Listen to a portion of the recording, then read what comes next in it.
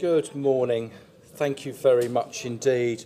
Apologies, we're starting just a little bit late because apparently there's some tube stations that have been closed and some disruption in the transport system in London. So we're in the right place to try and do something about it today, aren't we, when we're talking about mobility and mobility as a service. So welcome everybody, thank you for coming today. This is the 8th Transport Data Initiative workshop that has happened on various subjects, but today we're looking at mobility and mobility as a service. And for those that don't know, we'll normally probably shorten that to MAS, M-A-S. For those that don't know, I do recognise a number of people in the room, but for those that don't know me, my name is Rob Furlong. I work for the Knowledge Transfer Network, which is part of the Innovate UK family, which is actually now part of UKRI. We have Carla here that will probably just update a little bit on Innovate UK and RI activities later on this morning. But as you can see from the agenda, we've got a very packed and a busy day. We've got a series of presentations this morning, which then will allow you all to go off for a nice coffee break. We come back, and what I was going to ask is if you could keep your questions for the panel session after the tea break, and then we can have a good discussion on what you've heard and explore the topic of MAS further and see what it means to yourselves individually.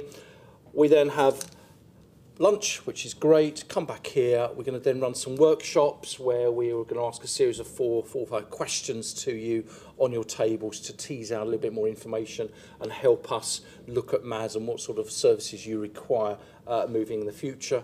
Have a summary and an end, and we finish, looks like, around about 3 o'clock for coffee and networking. So quite a busy day today. Myself personally, I'm very, very interested in MAS. I'm very interested. My actual role is looking at connected transport. How can we move more efficiently across the network? How can we think about journeys being end-to-end rather than mode-specific? How can we start to break down the silos and the barriers we have to passengers that are travelling? And obviously some of you have seen that today. So MAS is a concept and a way of looking at that and looking at how we travel and trying to become a little bit of a disruptor out there and thinking and how people can think and change and move with transport. But as you'll hear today, probably, MAS means something different to everybody, and it probably means something different for everybody in this room as well. So the whole idea today is just have a discussion about that. What does MAS mean to you? What does it mean to the panellists? And commonly, what could it do to benefit yourselves, your communities, your areas in the future? So without further ado, I'd like to invite James Datson. Oh, sorry, health and safety first. Sorry, there's no fire alarms today as far as I'm aware. If there is, it's the real deal. They're fire exits, just follow the green signs. And I think there's one behind here as well. So we've got plenty of options. And for those that don't know, the toilets, if you come out the door and turn right, the toilets are straight down the end of the corridor there. I'd also like to just formally welcome, we have a virtual audience online today as well. This is being streamed live, so could I say to the speakers, please no swearing, because it is being recorded and live. So without further ado, James Datson from the Transport Systems Catapult. I'd like to invite you up to talk about the Transport Systems Catapult and the work you're doing in mobility as a service. Thank you.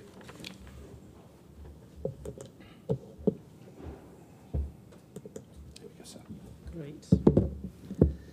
Okay, good morning everyone. Thanks for inviting me to come and speak about the work we've been doing in the Catapult on mobility as a service and where we think the future lies. So just in case you're not familiar with the Transport Systems Catapult, we coined the term intelligent mobility when we started around 5 years ago. And we're funded by central government to support innovation in intelligent mobility in the UK. We're here to support jobs and growth, and that makes us different, subtly different to DFT, which has got wider policy objectives around transport planning. Today we're going to talk about 4 main areas. We're going to quickly recap on the Catapult's work to support jobs and growth through mobility as a service innovation since 2016. We're then going to look at where the mass innovation is going and where we are on this hype cycle and why we haven't seen more mobility as a service being used in the UK. We'll quickly look at some of our research we've done on actually do you and me and travellers and consumers actually want to buy mobility as a service, and is there a real demand pull for this technology and business model? And then just to sum up, look forward to who can actually make it happen, which sort of agents and actors are going to step into our world and actually bring mass to us. So I joined the Catapult in 2016, and my first job was to be commissioned by Department of Transport to write this thought leadership paper on mobility as a service, exploring the opportunity for it in the UK. This is where there are hardly any definitions of mass out there. There was very little on Google. I think there was one other paper available. So this was quite a successful thought leadership piece, and on the back of that we had the UK's first conference. It was really interesting who wanted to come and speak. It was the first time Uber actually had come to speak at a UK conference, and to think now how big Uber is, it's amazing how fast the progress has come. So this really helped to create hype, and now everyone's interested in mass. It's a buzzword, and everyone has their own position papers and thoughts about what it can mean. But however you look at mass as an objective, what's kind of undeniable and what everyone agrees on is it's really going to improve the customer experience. Using data and technology, we can, as Rob said, bring individual siloed modes together. This is the kind of new way we can create integrated transport. And just to recap on what the business model and the sort of ecosystem looks like, it's really a marketplace. It's joining suppliers of seats and vehicles at the bottom of the ecosystem with us as travellers at the top, and having something in the middle that makes sense of the data and supplies the seats and vehicles we need at the time we need them. We spend in the UK around 100 billion a year across all households on travel, so it's a huge market to really offer something better, something new, offer mobility as a service as opposed to how we currently travel.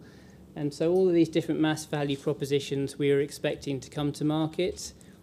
It could be mass services that offer you lots of different modes. It could be mass services that offer you just a single mode. And in terms of the capabilities that we're expecting in this service, of course, it's removing the pain points around journey planning, around payment, around ticketing, and it's to really try and understand what we want as a service. A mass service supporting the school-run journey is obviously going to be very different to a mass service supporting your commuter. A mass service that's sold into an employer to help staff travel will be very different to a tourism mass service. So that was the theory, that was the expectation, and in the Catapult towards the end of last year, we wanted to sort of get back into the market and understand why we're not seeing more multimodal mass. So we embarked on a discovery project where we spoke to around 50 companies, mainly in the transport operator layer of the ecosystem, talking to the CEOs, CTOs of those companies. We were asking them a simple question, really. How are you going to use data and technology to innovate and grow your business in the next 5 years? We wanted to keep it a very open question rather than specifically talk about mass, just to see where their attitudes and where their strategy was going. And through all of these interviews, we identified 31 different innovation areas. Obviously, taxis are innovating in different ways to buses, to trains, to bike share. But across all of these innovation areas, we themed them into 4 main themes. These companies are investing firstly in technology and data. They're investing in the new hardware and software and the data analytics to support their systems. This is where they can remain. They need to do this to remain competitive. They're also looking at digitization. They're looking to offer us as consumers or their business customers new ways to purchase or manage their transport assets. So the management and the route optimization and the balance of supply and demand is a real near-term win for many companies offering transport services. The third innovation theme across all the modes was offering new access models. This was offering their customers new ways to buy access to their services. So examples of this could be selling your cars now via the minute or the mile, or via peer-to-peer communities. These new access models really can be seen as new mobility services. And the final area was really what the integrated mass vision looks like. They were also considering working with other transport modes, working together to offer that end-to-end journey to compete with single car ownership, single car occupancy vehicle use. So how do those four themes pan out over time, and how can we support the innovation so we're sequencing it towards success to move into that integrated world where we break our silos down and we have end-to-end digitally enabled transport? Well, the transport operators are certainly focused on digitisation, the technology and data, and the new access models innovation in the short term. And they're looking at that to add almost the foundational business models and technologies to then move into integrated transport in the longer term. They're getting their own ducks in a row first, trying to stay competitive, and then once they get diminishing returns from that investment, they're then thinking about working with other transport modes. So in terms of that lag of not diving into integration straight away, what is causing this inertia? Well, there's obviously forces preventing the cooperation and co-opetition between modes, and there's forces supporting it. And in terms of the appetite of the people setting strategy in this business, of course, the mass business model, the commercial business case isn't clear. There's many risks around being compared and working with other transport operators to offer your customer a service. And the brand capital they've built up over the years is also at risk. You are losing contact with your customer if you're going through a third-party intermediary. And as I said before, the vertical innovation, the progress they can make within their own business and their own market through data and technology will take priority. But in terms of the forces supporting the move to integrated mass, there's a complete understanding and recognition that the customer experience benefits really are there when we can digitise transport and bring it to consumers as a service. And there's also recognition of the consumer trends and societal trends and the changing landscape across many areas of the economy, and that it will happen to transport one day. So they need to be on that wave. They don't want to fall off the back of it. So that's the appetite side. In terms of the ability, the challenges they have are in this new world of data and technology is their technical capability, their understanding of IT and data, and how to disrupt their business using these technologies. And the second main challenge for them is many transport operators, particularly public transport, have structural issues relating to the factors supporting their business model. This could be franchising rules, subsidy, regulation, all of the historical policy and regulation built up around why transport looks the way it does today. But again, supporting investment in data and technology to move us to integrated mass, it's all about investing in systems now that can be built on to allow integration in the future. So it's the foundations for mass. To try and sum up the general attitudes that we perceived across the different sectors of bus, taxi, OEMs and trains, these phrases might kind of ring true. So the buses are really under threat from on-demand, either on-demand buses or the taxi service. So there's strong competitive forces, and the bus industry is in a position of almost innovate or die. In terms of taxi, again, they are being really disrupted and forced into change by the likes of Uber and other consolidated taxi companies. There's over 150,000 private hire vehicle companies. The revenues of those companies are similar to the revenues of the rail sector. So they're a really big industry in the UK, and they're all looking to sort of join the aggregators at their own game and to consolidate so that they can be everywhere for everyone. The OEMs, as we're all aware of, are finding it hard. I think BMW's today issued some profit warnings, and they know that disruption always wins. They're investing heavily in new mobility services to keep abreast of these new winning digital ways. And the rail sector is very much a private-public relationship, very present in the press. We all moan about delays and prices of season tickets. They have to be seen to be doing the right thing publicly, and of course to win franchises, the DFT is very keen that they innovate. So they're the kind of personas of different sectors in the transport operators. So that's the supply side. Let's look at the customer demand and do we want to buy mass, and what sort of mass do we want to buy? So we went and did various focus groups across several cities in the UK, and we had some really good discussions with representative samples of the populations. And we asked them, we kind of explained what mass could be, and we asked them how likely they were and how keen they were to part with their cash to buy it. And they really wanted a staged approach. They wanted to get familiar with journey planning. That was certainly a pain point that they perceived. A lot of them are very savvy with the journeys they make. We all know how to get to work better than Google and Citymapper know, but they still appreciate the journey planning, the real-time traffic information. That was certainly a capability that they would want from a digital service.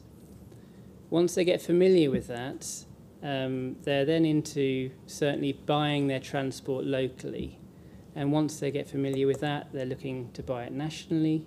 And only then did they feel that they could start to contemplate and consider subscription services and this kind of bigger bundling and servitization of mobility as a service, where you could buy your food and cinema tickets, etc., the kind of Amazon vision. So that was quite interesting for us, that the consumer pull for these services was definitely, they want to be introduced to it and get comfortable with it, rather than diving into a product of all singing and all dancing. So obviously, as transport policymakers and the likes of DFT, we need this integrated transport system. We need to use data and technology to break our silos. So who can make it happen? Just 3 minutes. Yep. There's four main actors. There's the demand side, which we've talked about on the top there. And there's the supply side on the left. Other countries such as Finland, the governments have forced transport operators to work together and share data. But there's this fourth stakeholder group, which are these big platform business models, the likes of Amazon, Uber, etc. They've certainly got the brand, the technology, and the capital to bring us mobility as a service. If we start to think about how the public sector and these big private platforms could work together in the future, if we are relying on them to step into the marketplace, it's really interesting to think about the different goals and perspectives of what success looks like for the public and private sector. This Amazon vision, this network effect, this really, I think it's now the fastest growing company in the world, certainly the biggest company, is really interesting, and I'm sure everyone in here has used some type of Amazon service recently. The question is, do we want the transport system to be marketed and managed through this sort of private sector platform? And where we do have transport services and platforms offering us mobility as a service, such as Uber in London, when the platform rubs up against the state or the policymakers, you get this tension between the regulators bringing them to court and the private sector responding with, do you know that millions and millions of your voters use our services? And this tension is very difficult. And although we as consumers love the innovation, love the disruption, love the customer experience, it's very hard for the democratically elected policymakers to potentially stand up to these organisations. Uber is tiny in the transport sector compared to what an Amazon, an Apple or a Google could be. So talking about regulation then, we've got this much paperwork on managing and investing and appraising in our physical infrastructure, roads, rail, etc. And we've got about this much legislation and policy advice on digital marketplaces. And I think this mismatch between the old world, the old infrastructure, and what we now have as new digital ecosystems enabling transport around our hard-earned tax that's gone into roads, but it's now being leveraged by these new ecosystems, will need more legislation. Having a look at it. So just to summarise then, at present we see integrated mass as being a real challenge. We don't see a lot of integrated mass activity in the marketplace. Vertical innovation is the priority. In the future, we think that platforms could step into the market and speed up this innovation if regulation either can't or won't facilitate these new business models. And of course, in either scenario, the customer experience will be improved, the consumers will love it, but society may not. Thank you very much. Thank you very much, James.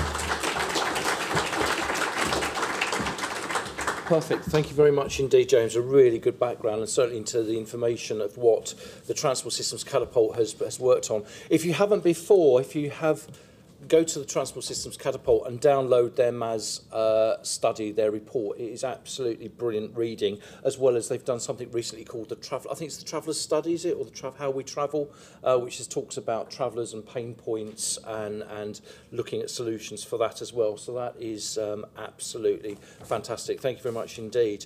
Right, I'd like to welcome Ben from KPMG, please, who's going to talk to you about delivering policy objectives with mobility as a solution.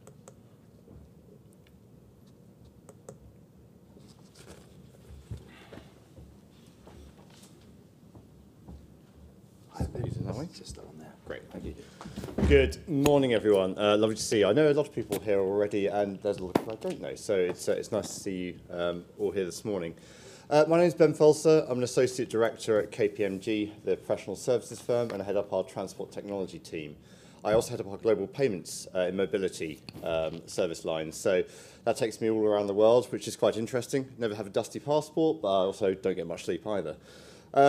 So KPMG's been working in integrated payments and ticketing for many, many years. And I personally have 12 years experience working with Transport for London, the Rail Delivery Group, which was RSP previously.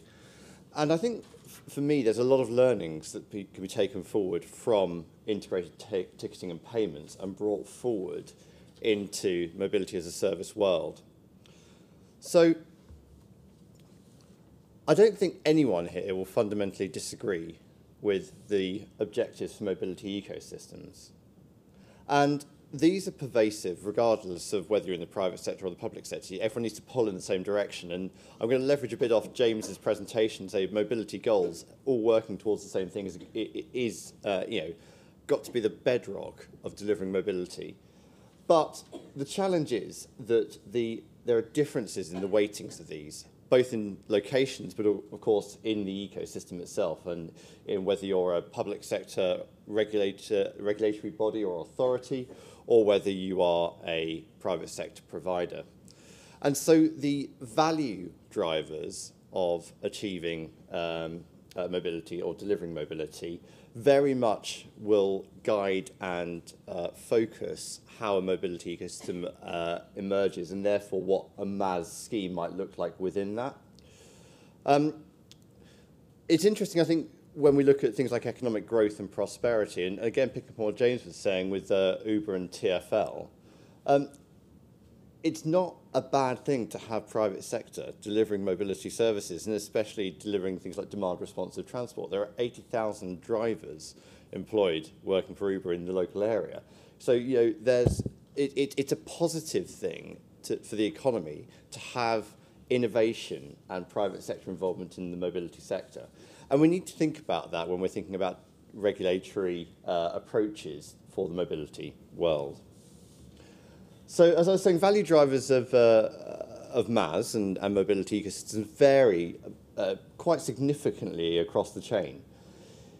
For customers, it's all about seamless connectivity, best value transport. I need to get something that works for me. And as James was saying, we're quite savvy. People have worked out how to get the best value transport, because most people take the same journey every day.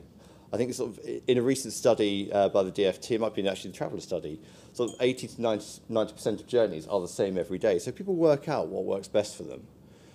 We want personalised mobility, and we want it when we need it. So we've all got into this wonderful on-demand sort of mentality. I want my Amazon package delivered today. I want my Uber in 2 minutes' time. And we should reflect that. You know, it's an important part of society, and we need to deliver it. And we ideally like first to last mile mobility. I had a lovely experience on Monday morning when I actually live in Zone 6 in London, so not that far out. And there was a broken down train on my branch line. So I had a 1.5 mile walk to the nearest mainline station, which made me feel slightly better about myself from an active mobility perspective, but didn't help my client meetings for the day. If you're a private scheme provider in mobility as a service, you're very much focused, you have to be focused on profitability at the end of the day. You need to be sustainable commercially.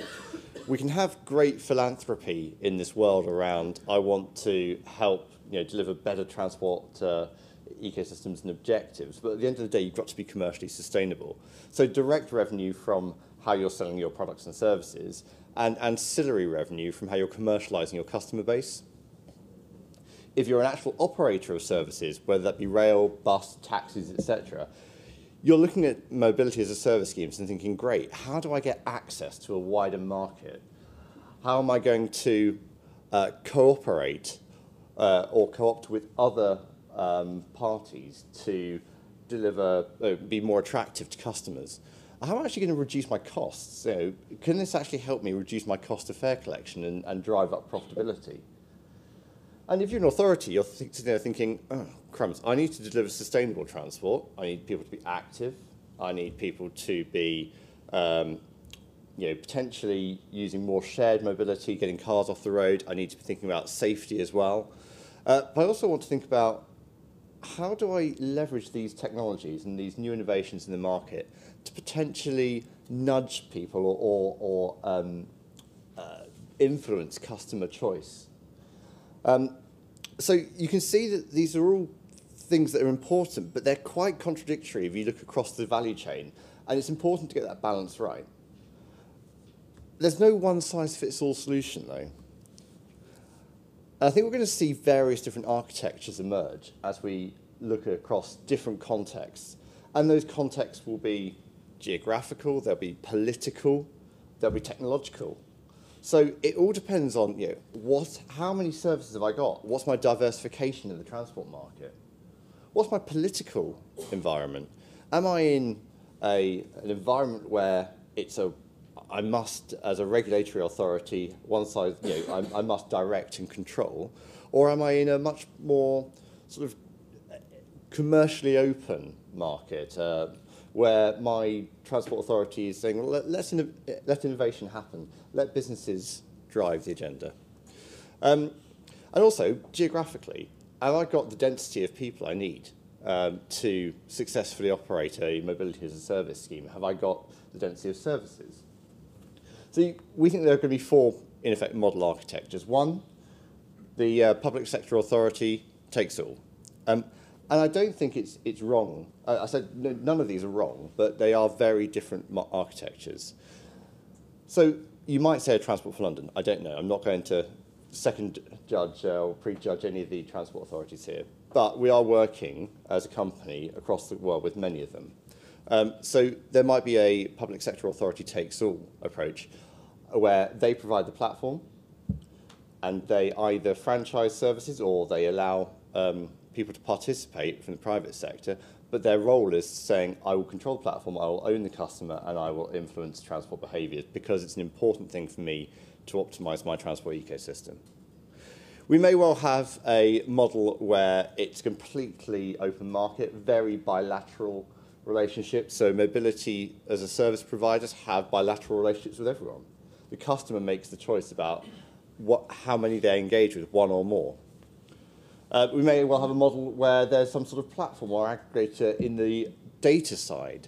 So this model up here, Barcelona and Vienna is another great example, the Wiener Lienen program, where there's a authority-provided platform for interoperability of data and services, but actually any mobility as a service scheme can join it and any operator can join it, so long as they apply the same data rules for joining that platform. Now, the interesting thing about the Wiener Lienen program in Austria is that the predominant condition there for joining is that you have to show all the other available transport options. So if you're Uber and you're booking a here-to-here journey, you have to show the public transport options, which I think is a particularly interesting way of doing it. You're not forcing people's choice, but you're just saying, here's the alternatives. Or indeed a last model, and Chris, you can dispute or otherwise how I've drawn this, but in effect, the aggregator is their single aggregator, customer engaged with them, and they connect to potentially multiple mobility services providers and then multiple operators. So, and again, there's no one size fits all or right answer. Now, the way that we tend to think about what drives which of those model architectures it will be is, as I said, it's around the regulatory environment, the political environment, also the availability of services and complexity of services. But fundamentally, it's going to be around the need to address these key transport challenges and deliver the transport objectives. So as you go up that sort of curve of saying, we need to address adverse public health issues, air pollution, need to deliver concessionary mobility, we need to address crowding on public transport, we need to address road congestion. The more that you're going to get in that space, the more it's likely you're going to be into a heavily regulated market. And the more it's likely that in that heavily regulated market, you're going to either end up with a public authority takes all approach, or you're going to end up with that regulated data layer, because the need to influence mobility choices to optimize the transport ecosystem. And of course, the more you get up there, the more that you need to have capabilities within the authority to actually deliver that. So both the technological capabilities to run the platforms, but also the regulatory capabilities as well. So understanding how do you pull those policy levers and how effective they are as well. So being able to assess the impact of when you're pulling those levers on the ecosystem and what customer demand is doing. I'm not going to take credit for this. This is actually something in Cubic's recent MAS paper, which again, I'm not. This is like a BBC thing. There are other providers out there, but it's a good paper to read, which is how you might actually measure the maturity of a MAS model, starting from sort of no integration, which is not a MAS model at all the way through to actually integration of societal goals, which very much aligns to what we've been saying, which is how do you make sure that there's the right fit for the environment? And it's got to reflect those objectives to the mobility ecosystems, which we talked about up front. As I said, there are a lot of learnings we can bring forward from integrated ticketing and payments.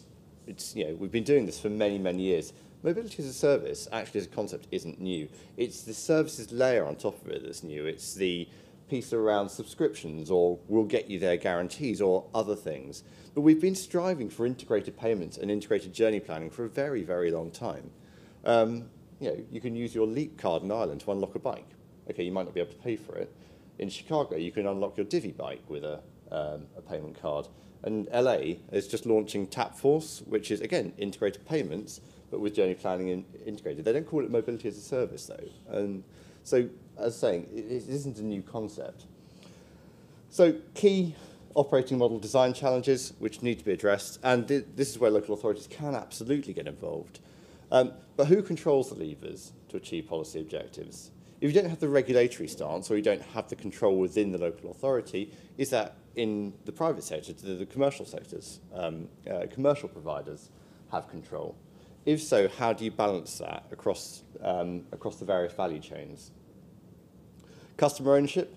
Who actually owns the customer? This is one of the big key challenges because it's not just about whether I'm making direct revenue from my customer. It's about whether I can also commercialize the relationship I have with my customer and use that relationship to influence their choices. It's no surprise, and it's probably more in America than it is here, but in New York where we're working at the moment, a big thing for them, they just let a multi-billion-dollar advertising concession. The advertising concessionaire is very interested in how they engage with the customers. The transport authority is saying, well, actually, if they're using our app and we're the ones who are owning that customer and engaging with them, we can deliver more through the ancillary revenue streams, which, of course, from a transport authority's perspective is great because we're all cash poor. Inertia of sunk costs and effort. Don't forget that we've actually spent a lot of money putting in fare boxes on buses and ticket vending machines and other back office systems that have cost millions and millions of pounds. So don't forget that there's that inertia as well, and the need to actually get value out of what you've already got. Investments required to participate. We all assume that the answer is this, and therefore there's no investment because the customer holds the media in their hand. It's not actually necessarily true. Okay, in the UK we're fortunate. I think sort of 78–80% of people have a smartphone, but actually that doesn't necessarily apply everywhere. And if we think about concessionary travel, people who are using sort of reduced fare travel, a lot of people won't necessarily have access to a smartphone. They'll still want a card in their pocket, some media. So what do we need to do? Well, we need to probably put some readers out or allow people to use taxis and tap in a taxi or whatever it is. Well, that's an investment required to participate because those front office devices don't come cheap. Revenue allocation, no secret, it's always been a challenge. But actually, how do you get fairness and equity in that revenue allocation? Dealing with dynamic fares, a big issue. Taxis and intercity rail in this country is one of the big challenges why we haven't actually seen full integration of payments yet. Because, yes, okay, I know what my single fare is if I go across London, or I know what my boat fare is, but I don't know what my intercity fare is. Equity and fairness for both customers and operators. If I'm in a MAS scheme and I'm a minority operator, how do I make sure that if I'm the most relevant to that customer, I'm shown at the top? Well, we don't actually know. It all depends on how that MAS scheme operates. If you're in a public authority operated scheme, it may well be that they always favour the public transport options first. Even a private operated scheme, they may favour their preferential partners who they make the most profit from. So it's all about getting that equity and balance. Product development, it needs to be fast, innovation to happen.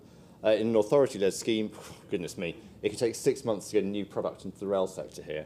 So you get the balances. It needs to be right. Where do the risks and liabilities lie? Another big issue. If someone doesn't pay, then actually does that vest across all the providers in the MAS scheme, or does that vest in the operator of that MAS scheme, or does it vest in one? And also, if someone defaults on actually delivering a service, how does that impact the rest of the operators? And finally, control of funds, which is actually, if you think about the balance on Oyster cards, is a massive liability for TfL, but they release some of that every couple of years. It's a good thing, actually. So whoever has that control of funds benefits. So all of these things are things that will impact MAS schemes, but they're not things we've not seen before, and people do have solutions to them. So with that, I will conclude by just saying, think about the business model as well. A MAS scheme is, in effect, a commercial business model. So all the key levers and what we call the 9 sort of components of the business model need to be thought about. And with that, I shall look forward to talking to you a bit later. Thank you. Thank you very much. And obviously, if you have any questions for Ben on that, then obviously we'll have our panel discussion later. But what I took out of that was that actually not one size fits all. And when we're talking about MAS means something different to everybody, that is absolutely the case. There is not a one size fits all out there. And actually, I like the vision of the 4 potential architectures out there. There may be some others out there as well, but it certainly gives a good starting point on solutions and services out there. And as he says, they have to be commercial. They've got to be sustainable for businesses to buy into these and to run these services. So thank you very much indeed, Ben. I'd like to welcome Beata, please, from Travel Spirit, who's going to talk about the emergence of new mobility platforms. Thank you.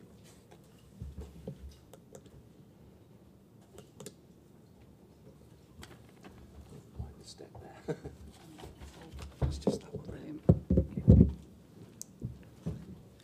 Hi, my name's Beata Kubitz. I'm the Director of Communications and Policy for Travel Spirit, which is we do thinking about openness in mobility as a service. But I'm also the author of the annual survey of mobility as a service for Landor Links, which you may know as the publisher of Local Transport Today. It's actually the second annual survey of mobility as a service this year, so we've got some data from last year to compare it with. And it's a survey of people who work in the transport industry contacted through Landor Links networks and through social media. So it's a self-selecting survey, but it does give us a bit of a kind of temperature check for the field as a whole and how it's developing. It's also full of case studies and some analysis, which I'm hoping to share with you today. So, part of the context for the annual survey is about what people are doing, how people are travelling. And one of the important reports that was launched earlier this year was launched by Greg Marsden from the ITS in Leeds, which was the Commission on Travel Demand. And what did that, the Commission on Travel Demand found that people are travelling less. They're travelling less on every single metric. They're spending less time travelling. They're making fewer trips, and they're also spending less distance as well. And this isn't a blip. This has been happening since the 1990s. And maybe it explains why annually the DFT publishes a projection for road transport, which looks up every year, but we never quite reach that projection. And so this is happening. It's quite hard to work out why it's happening. It was so puzzling to the DFT that they did a specific piece of research about young people and transport. And what they found was that young people are much less interested in car ownership. They are driving less. They are getting their driving licenses later. And to all intents and purposes, all the research that they are finding is that they're unlikely to own vehicles to the same extent as their previous cohorts. So we have a sort of peak car amongst baby boomers and then a lesser tendency to own and drive cars among the younger generations. They're also pretty kind of stressed. I mean, there is an economic argument for this lack of car ownership in younger generations. They are emerging from university with a lot of debt. They're going into jobs which are less secure. They have, the whole gig economy is arising as they are hitting the workforce. So they're kind of quite stressed. But they're also digital native. They have been doing that. They have only ever known the internet. They've never known not being able, dial up in email and all sorts of things that I remember in the dim and distance past. They have no concept. So they expect things that work digitally. And they also, because they're economically stressed, they want things that are great value, and they're pretty snippy if things aren't up to scratch for their hard-earned resources. So it's no coincidence that I've put Uber up on this screen. Uber is one of the resources which young people have taken to with alacrity. And last year, the last couple of years is the first time that Uber's actually dented the top 100 taxi companies' profit margins, but also it has increased the market for taxis overall. So there's a new consumer in town. And there's a car industry which since 2008 has been feeling pretty stressed and febrile itself because there was an enormous financial crash in 2008, which hit car sales pretty badly, and they've never really recovered. The markets are pretty slow, slightly declining. So the car industry and other transport industries are looking for ways of attracting the new consumer. Up there in the top right, we've got the Toyota Concept iRide, which is a concept car shown at a recent car show by Toyota, monikered the future of transport, mass transit. The future of mass transit is personal. Fleets of autonomous vehicles, possibly a way of attracting new consumers. We've got the Greenwich autonomous shared vehicle, which was trialled in Greenwich. We've got the Arriva Click, which I don't know if anyone here has seen, which is a a bus service that runs over an area. It's ordered by app. You walk to a street corner and it drops you off at a street corner near where you want to go. So it's kind of like an on-demand transport system. We've got the advent of the mobike and the OFO, possibly the advent and the decline of the mobike and the OFO. Who knows? But you know, that is a piece of transport infrastructure released into the wild, entirely managed by data. You only have a relationship with OFO and mobike via your phone and your bank account and actually riding their bikes.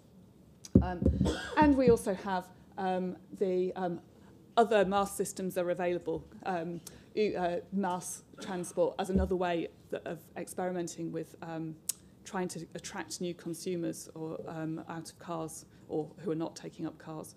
So this is actually about the annual survey of mobility as a service, and how this fits into this sort of bigger transport and society piece. And we surveyed transport professionals in the UK, and we found that they were extremely excited about the advent of mobility as a service. 85% of them thought that it would be a fantastic thing for transport. So they're great. And we asked them what they kind of thought it was, because as everyone said, you know, there are different models for mobility as a service. There's the car industry thinking it might be fleets of autonomous vehicles, and whereas the transport industry thinks it's an integrated multimodal system. And our survey respondents all thought it was about integration, journey planning, integrated ticketing and payment, and the key things in their system, in their vision of mobility as a service, was public transport, walking, cycling and taxis. So then we look at who's actually answered this survey. And it was, you know, people who read Local Transport Today and follow me on Twitter. But those are, they're self-selecting. And the thing about a self-selecting audience is that they are people who are interested in the topic. So who is interested in the topic? Local authorities, transport authorities are interested in the topic. They're people who work with transport authorities like consultants, technology providers, people who are interested in providing a seamless integrated transport system. People who weren't interested in mobility as a service were public transport operators. If those people who are interested in mobility as a service think that it's going to be pinned around public transport operators, but public transport operators aren't actually interested in providing the core of their service, I think we have a little bit of an issue. And when I drilled down further into that very small number of public transport operators who responded to the survey, they were less enthusiastic about MaaS. They were concerned that it would just add another layer to their already stressed business, another set of things they have to do, additional costs, and they're not entirely sure that they see the business case. So that's one of the concerns from the survey. So then I sort of pulled the lens back a little bit wider to look at what else is happening in the transport sector as a whole. And this sort of vast plate of spaghetti is a drawing of the investments and partnerships and ownerships within the broader transport network.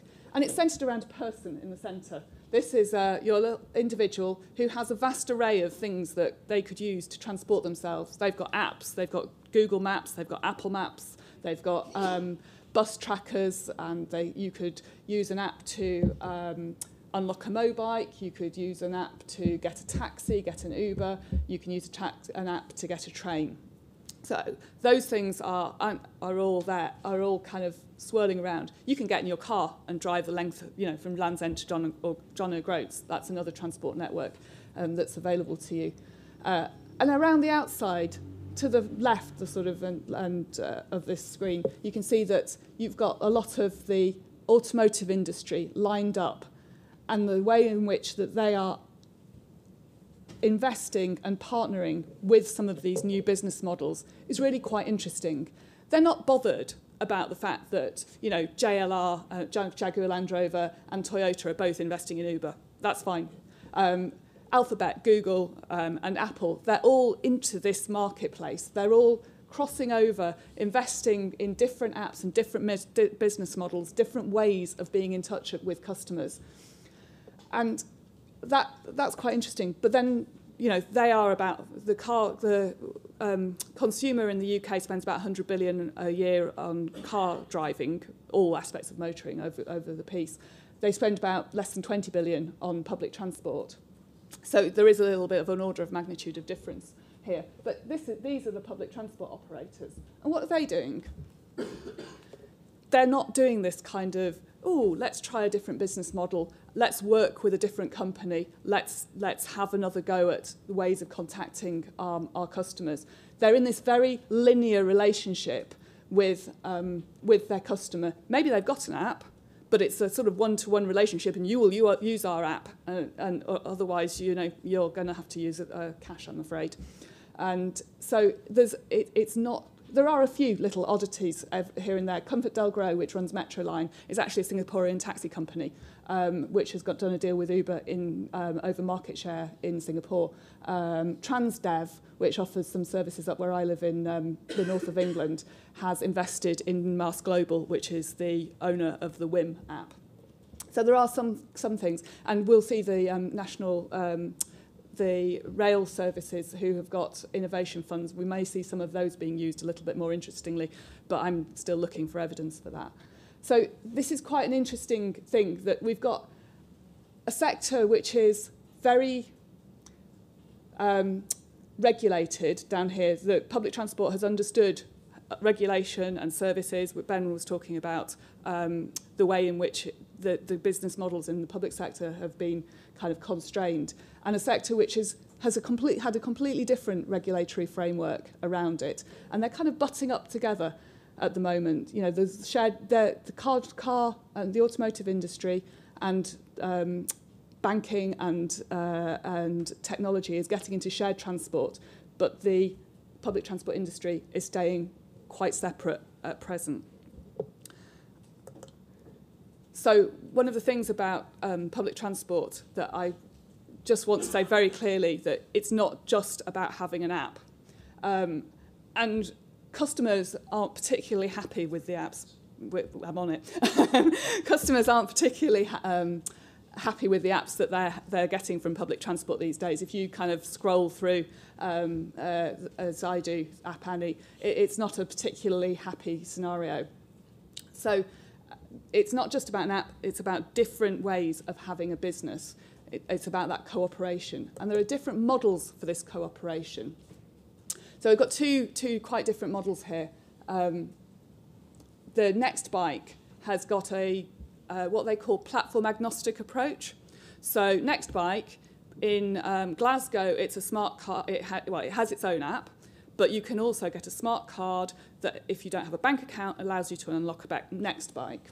In Amsterdam, the rules are that if you provide bike share in Amsterdam, then you have to be on the public app with 2 other bike share companies. So you don't have distribution issues and clogging like you do with some bike share schemes. In Cologne, you've got the bike share. Next Bike is fully integrated with the public transport card, and then there's Next Bike's own app. So it's kind of like wherever we go, we've got Next Bikes. In very shortly, we should have Next Bike, I'm looking at Chris here, in Birmingham, in the West Midlands, and it will be fully integrated with the WIM app at that point. And what's really interesting about that is that if you have a WIM app on your telephone, you can then access Next Bike anywhere the Next Bike exists, from Cardiff to Glasgow to Amsterdam, with your WIM app. So you suddenly get this kind of network bleed of usage from owning one particular app that's networked with this sort of platform agnostic model. Uber, completely different business model. We've aggregated huge numbers of customers if we're at Uber, and we've sold them great taxi fares, and we've given them really good customer service. Now what do? We sell them bike share, jump bikes in Berlin, in San Francisco. We sell them peer-to-peer car sharing, car hiring, and we're even integrating a public transport ticketing layer in the US at the moment. There's no sign of that here. So you've got 2 different business models of what's happening in the private sector. So this brings me back to my work for Travel Spirit, which is much more about, you've got these different models. You've got the public sector thinking that it wants an integrated ticketing and travel planning approach, and it's a very kind of like, we want to plan our cities. You've got the private sector doing all sorts of crazy, in some cases, things, and interesting and unique ways of engaging with customers. And I think that one of the ways that we can kind of unify this and maybe regulate transport better is through demanding that there is openness in the transport APIs, and that lots of different ways are able to bring together customer-friendly ways of accessing, paying for transport. And have I run out of time now? Right, thank you very much. I'm Bayas Kuwitz. If you want to read the annual survey of Mobility as a Service, go to the Landor Links website and come and see us at Travel Spirit as well. Thanks. Thank you very much. Thank you very much, Beata. Do you know what? That was really interesting. And what I found very stimulating was that infographic on actually the disruptors coming in to this market and what they're doing and how they're investing and how it is subtly changing, but it is subtly changing in a big, big way. And I do totally agree that actually the transport operators do need, in my opinion, to pull themselves up and have a look at this, because they could end up being Kodak companies in a not too distant future, unless they can start to react to some of these influences coming in and the money coming in, the new money coming in from that left-hand side. So I really like that diagram a lot. Thank you very much indeed. Could I welcome, please, Chris Perry from MAS Global, who will be your next speaker talking regarding WIM. Chris, thank you very much. It's a bit of a squeeze to get through there, isn't it? Oh my gosh, let's go on a diet. Good morning, everybody. Thanks for welcoming me to this event today. Just before I get into the presentation, just a little bit of background about me. So I had actually 27 years in the public sector working for Transport for West Midlands. So those of you that are still in the local authorities, I feel your pain. I know what it's like to work in that sector. But hopefully I left there in April of last year, done a little bit of work at Transport for Greater Manchester. I've been working with MAS Global on a full-time basis since around November of last year. So hopefully I've got the perspective of the local authority, but also of the innovator in this space too. So I know I've only got 15 minutes, so I will try and reasonably rapidly run through this. An introduction to Mobility as a Service. I think we know what it's all about, but I'll just go through a couple of slides to make sure we're all at the same place. Talk about introducing WIM, MAS Global's app, into Helsinki.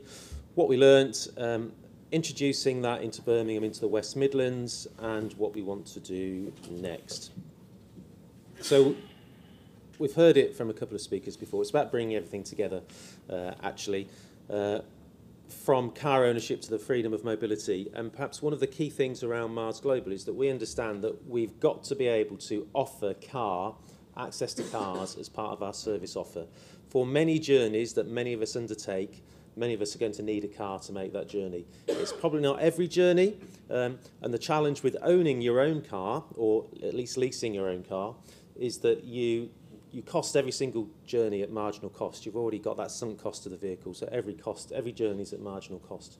If we can move away from costing each journey at marginal cost, but at true cost, we think that we can help people make more sensible choices for more of their journeys.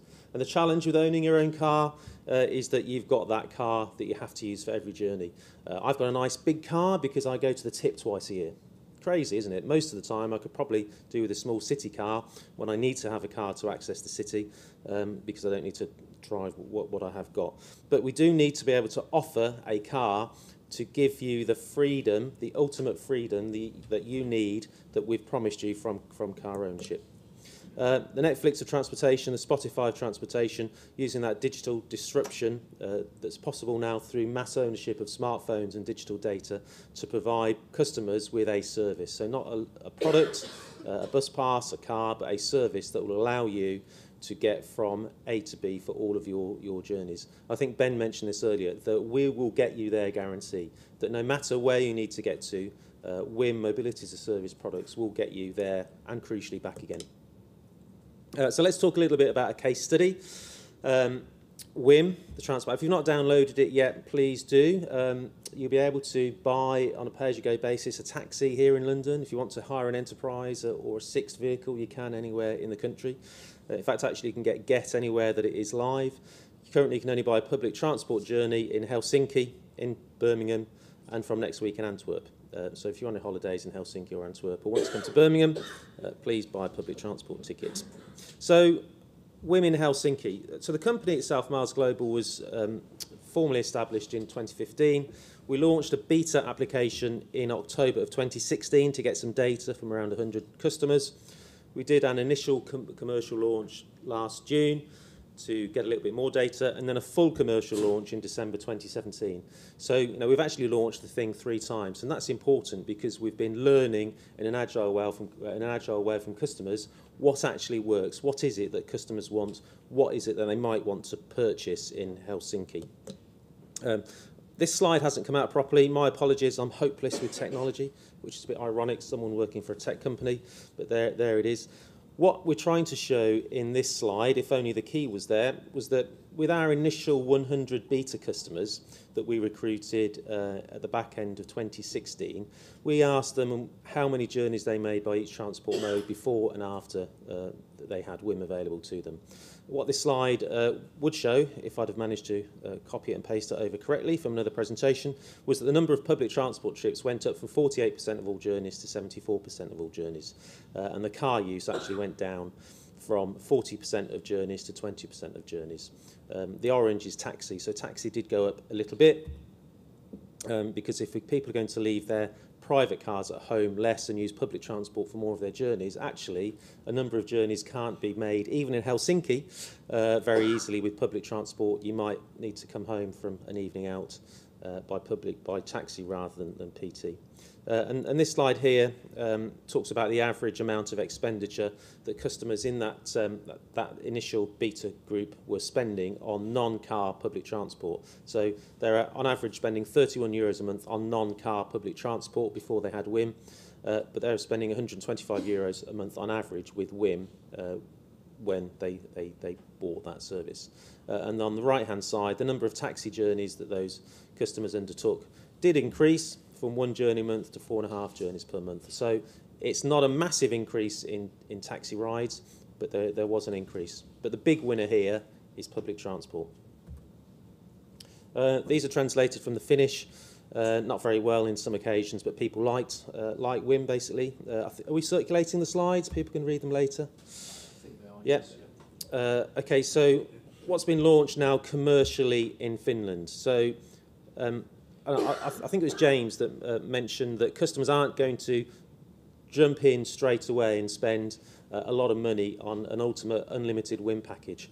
We're going to have to go through a process with customers, getting them to initially download WIM and use it on a pay-as-you-go basis, perhaps then selling them to what we call WIM Urban in Helsinki, a €49 a month package that gives people unlimited access to public transport, but also gives them guaranteed car hire at €49 a day, and also guaranteed taxi rides of €10 for up to 5 kilometres as the crow flies. And then we can move them on to that WIM Unlimited package that in Helsinki is retailing at €499 a month. So that was launched now in December, so that's about 9 or 10 months ago. Let's have a look at some results. Well, fantastically, people seem to really buy into the concept of WIM, and we had 20,000 downloads in the first 3 weeks of our launch in December last year. We're now up to 60,000 customers have downloaded the application. The vast majority of people who've downloaded the application have added their credit card details into the app and registered with our pay-as-you-go service. We've had, on average, over 10,000 customers a month are using WIM pay-as-you-go. We've also sold a lot of subscription packages. Unsurprisingly, the WIM Urban package at €49 a month that gives unlimited public transport and car hire and taxi as you need it, at those fixed rates, is the most popular package. Just looked at the latest stats and we're over 6,000 now. But the unlimited package has actually sold, and we did actually sell the first package on the first day that we launched. The interesting thing there was that In the office, all of the guys thought it'd be a millennial, a 25 to 34-year-old that'd be our first unlimited customer. We think that is absolutely the target group that we should go for, people that access everything through their digital device. The first customer was actually a guy in his early 60s who'd taken early retirement. He didn't want to have a car. He'd already worked out it wasn't really great for him, but he liked to go and play golf a couple of times a month, and he needed a car for that. So he actually turned up at the office, he rang the doorbell to check that we weren't scammers, he'd never heard of us before. He saw that we were real people, signed up there and then on the dotted line, so that's fantastic.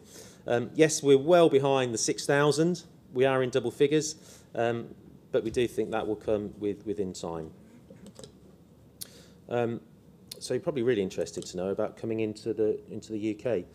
So these are the partners that we've got on board within the West Midlands project. When I was at Transport for West Midlands, I helped WIM come into the UK. And perhaps the key thing here was the role of the public sector.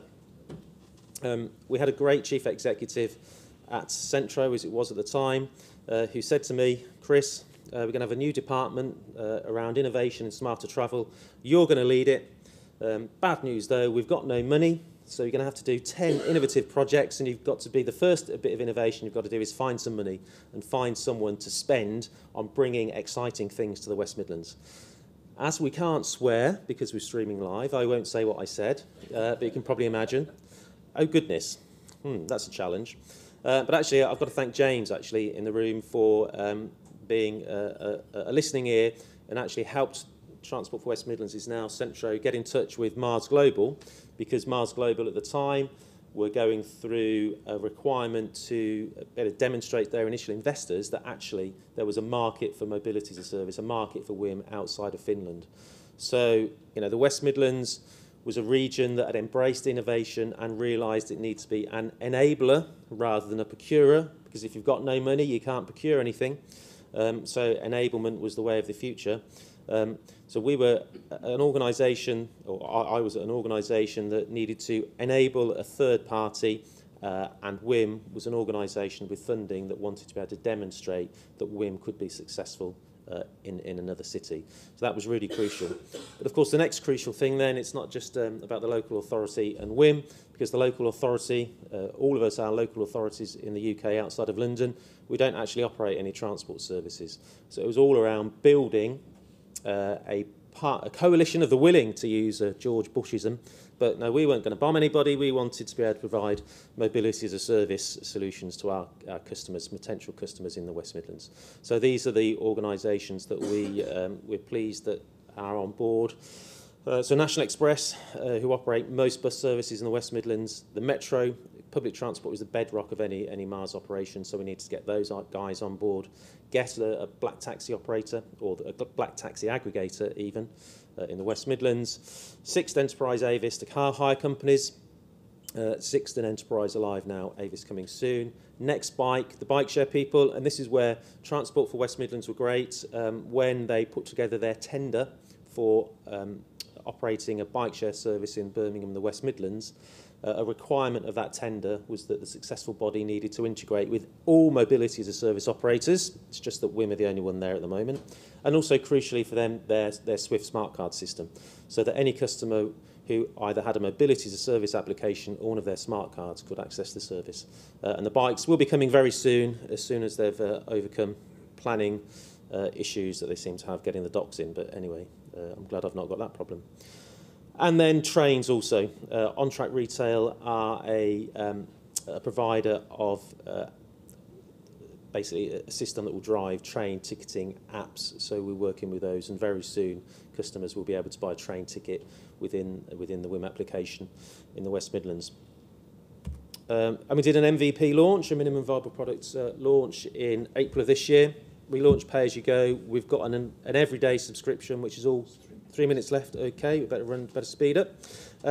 All public transport modes, and you can get taxi and car hire as you need it, £99 a month, and WIM Unlimited. Unsurprisingly, we've not sold any Unlimiteds as yet, but actually we haven't really promoted the product at all, mainly because when you do a full beta minimum viable product launch, you find out all of the challenges that you never picked up during your limited testing, where it was me and a couple of others travelling around. So we do need to improve the product. We need to build that product beyond an MVP. We've got challenges with taxi. Get are great if you're travelling for them within Birmingham city centre, but in London, taxis drive around. In Birmingham, they sit on the taxi rank, and it's actually quite difficult to get them to leave the rank. It's not great if you want to get a taxi from the suburbs into the city. So we need to resolve that, and we've got another partner coming on board. Our customers really want access to the national rail network. It's hard to get an accredited app. We're going through that process, but it's taking us a lot longer than we would have ideally wanted to, for a whole host of reasons, but that will be there soon.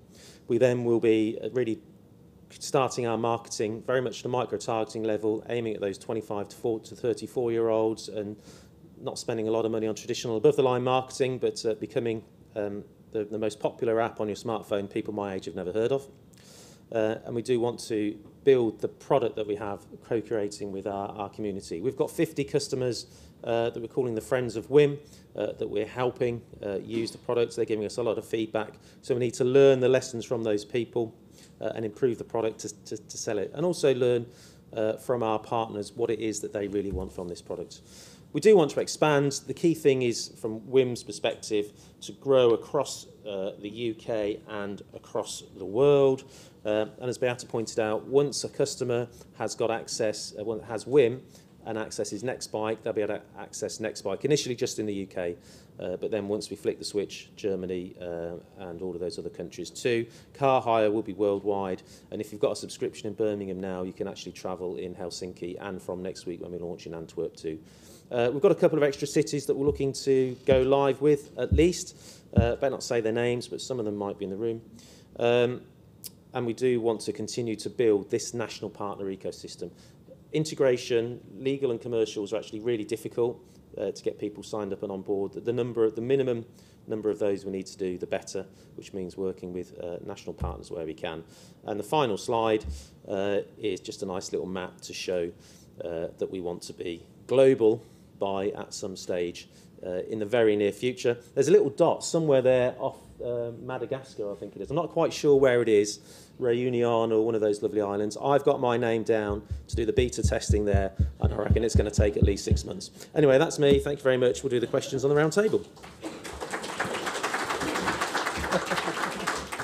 Thank you very much indeed, Chris. That's absolutely brilliant. And obviously, we can use his holiday destinations of Birmingham, Antwerp and Helsinki as well, and perhaps some nice islands.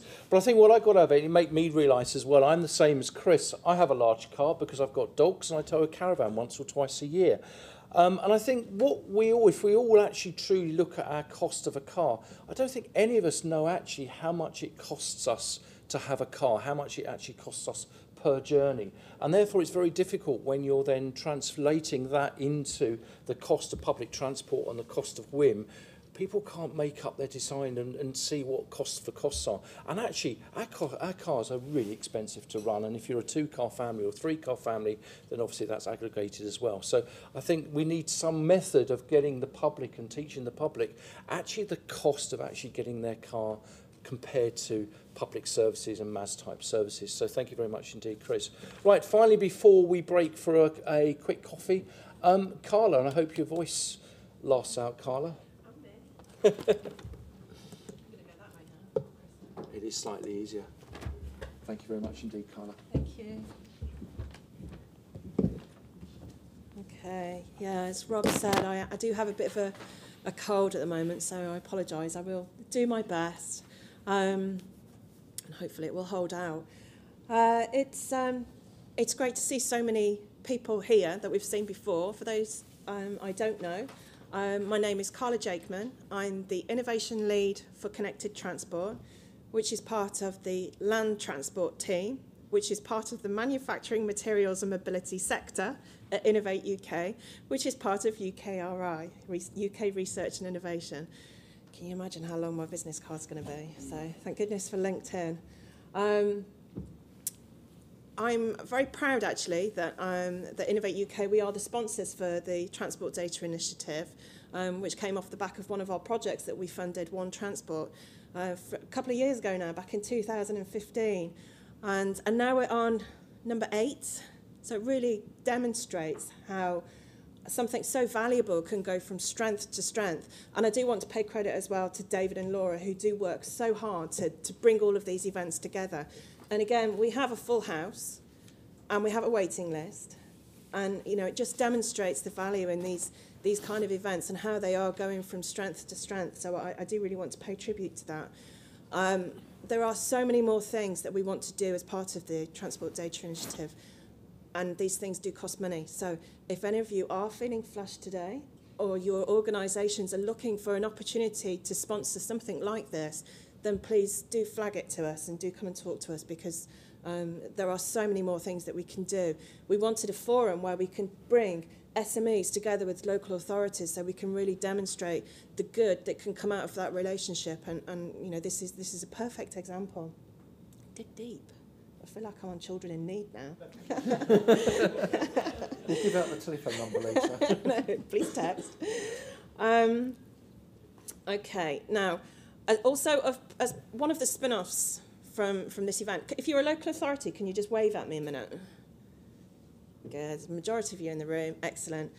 You probably found that through things like the TDI and various other events that we at Innovate UK have done, we've come out to you and said, local authorities, please tell us what are your challenges. And then DFT have come out to you and said, local authorities, please tell us what are your challenges.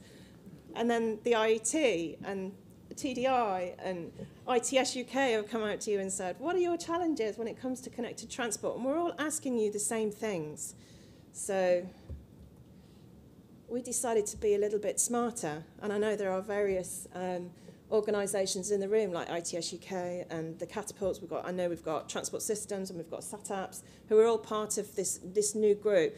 I must stress, and I can see you all taking pictures of this diagram, these are organisations who have agreed in principle. We don't have signatures on a dotted line, but these have agreed in principle to be part of this wider group where we're going to start being a bit smarter when it comes to communicating with you guys and trying to understand what the issues are. So as a core group, those on the left-hand side, we're working at the moment to really try and pull this together so that we can do some of the same events but make them bigger, so we're not wasting public money for those of us who are funded by public money, but also to share information so we stop asking you the same questions and start actually doing stuff with it as well. And all of the organisations who've agreed in principle, the enthusiasm is like, finally, this is happening, because we've realised that we are so fragmented in approaching, especially local authorities, with the information and our requests. We want to be innovative, but we need the information, and we need you guys to share that information and tell us how we can help. But we also want to be able to advise you in whichever county you're from. Say you're in a county up in the north, that there's a similar activity for a problem you've got that happened in south, and get you guys talking to each other so that you can start communicating and sharing information and sharing good practices. What works? Don't do it this way. We did that and it didn't work. You know, that kind of information is really valuable. So these organisations so far we have brought together, and what have we done so far? We have a logo.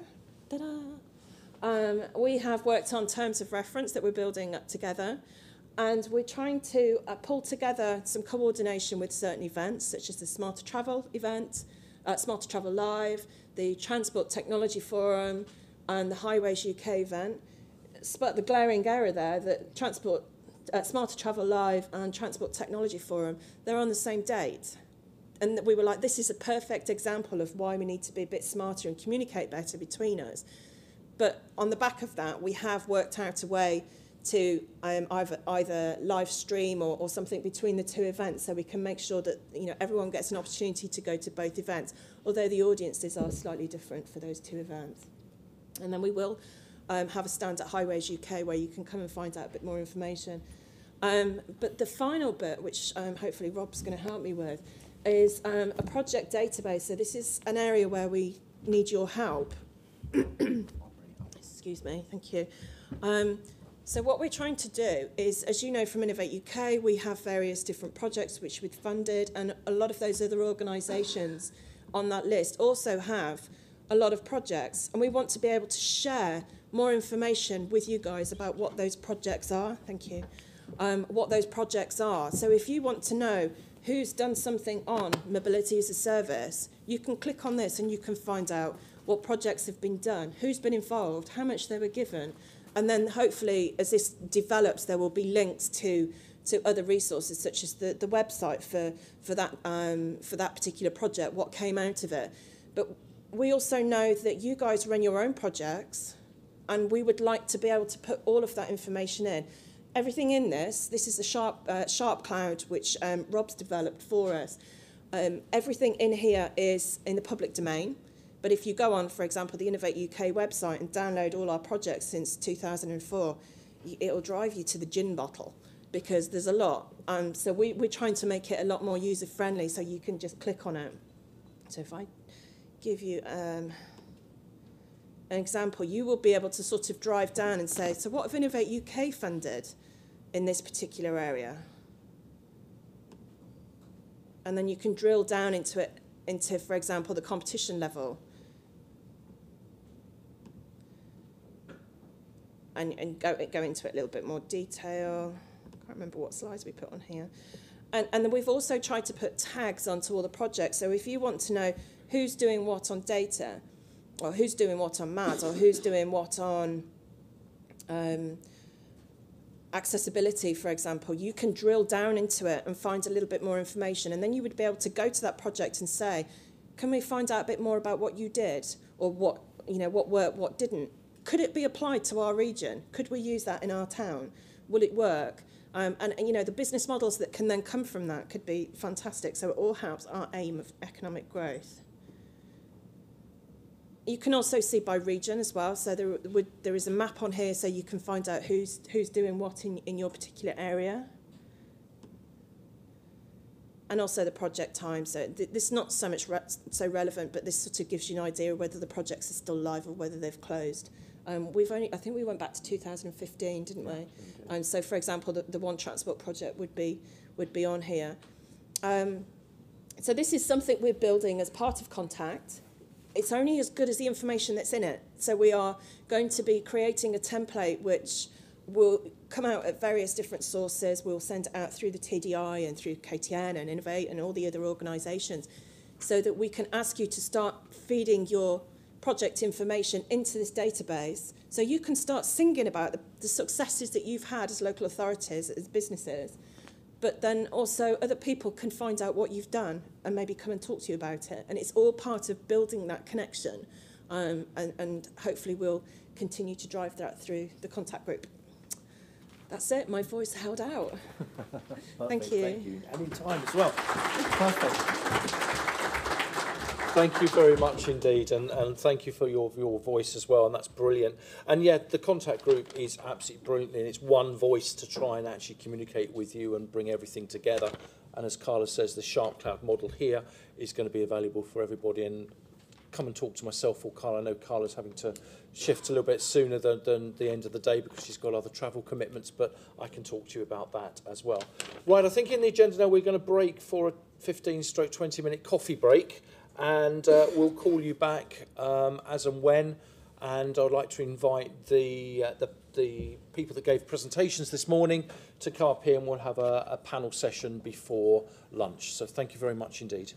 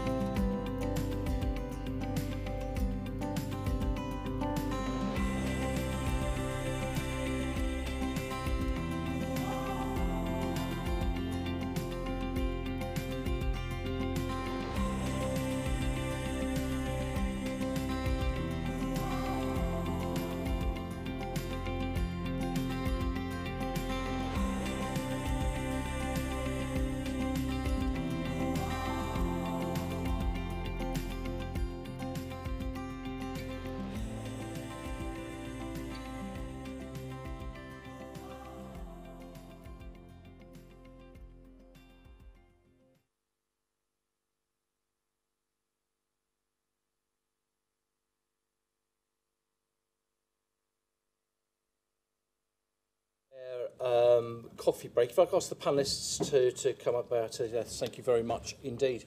So we've spoken to you this morning. We've given you our views on MAS. We've given you our views on what MAS could do, where it could go, what it could actually do to help you and what you've got. This is your opportunity now, and we're going to open up the floor to yourselves to feed back information to us, ask the panel any questions that you may have on what you've heard today, or any concerns you have, or any ways forward that you have with MAS and mobility as a service. So without further ado, I'd like to open up the questions to the floor. And is anybody brave enough to put their hands up to start with? Yes, sir. If you could say your name and affiliation, please. And we do have a roaming mic as well, because I think we've still got an online audience. David Glover at Axilium Innovation Consultancy. Some great presentations this morning and some really useful facts to take on board. One of the things I look at is to implement MAS as a system there almost needs to be a bigger mandate. Doesn't that need to come from the government? Because if I look at something like this, I tend to work in sort of triangles, that there's got to be a peak agenda. And if we look at the cleaner city CO2 emission and reducing the level of congestion, this is a major should be a major contributor to that agenda. Great, thank you very much. Ben, do you want to talk about that on a policy side of things to start with? Yeah, absolutely. So, should it come from government? I think there are certain initiatives that should come from government. I think certain things like the Bus Services Act last year around open data was a really good start towards this. But I think you've got to remember that most people, 90% of people travel within their region. And so mandating something from government from a holistic UK perspective isn't necessarily the right approach here.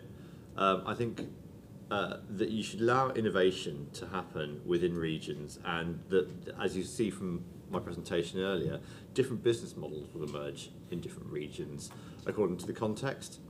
I think there are certainly enablers like the Bus Services Act and about getting better open data to enable these type of solutions to emerge, but I don't think you want to mandate it.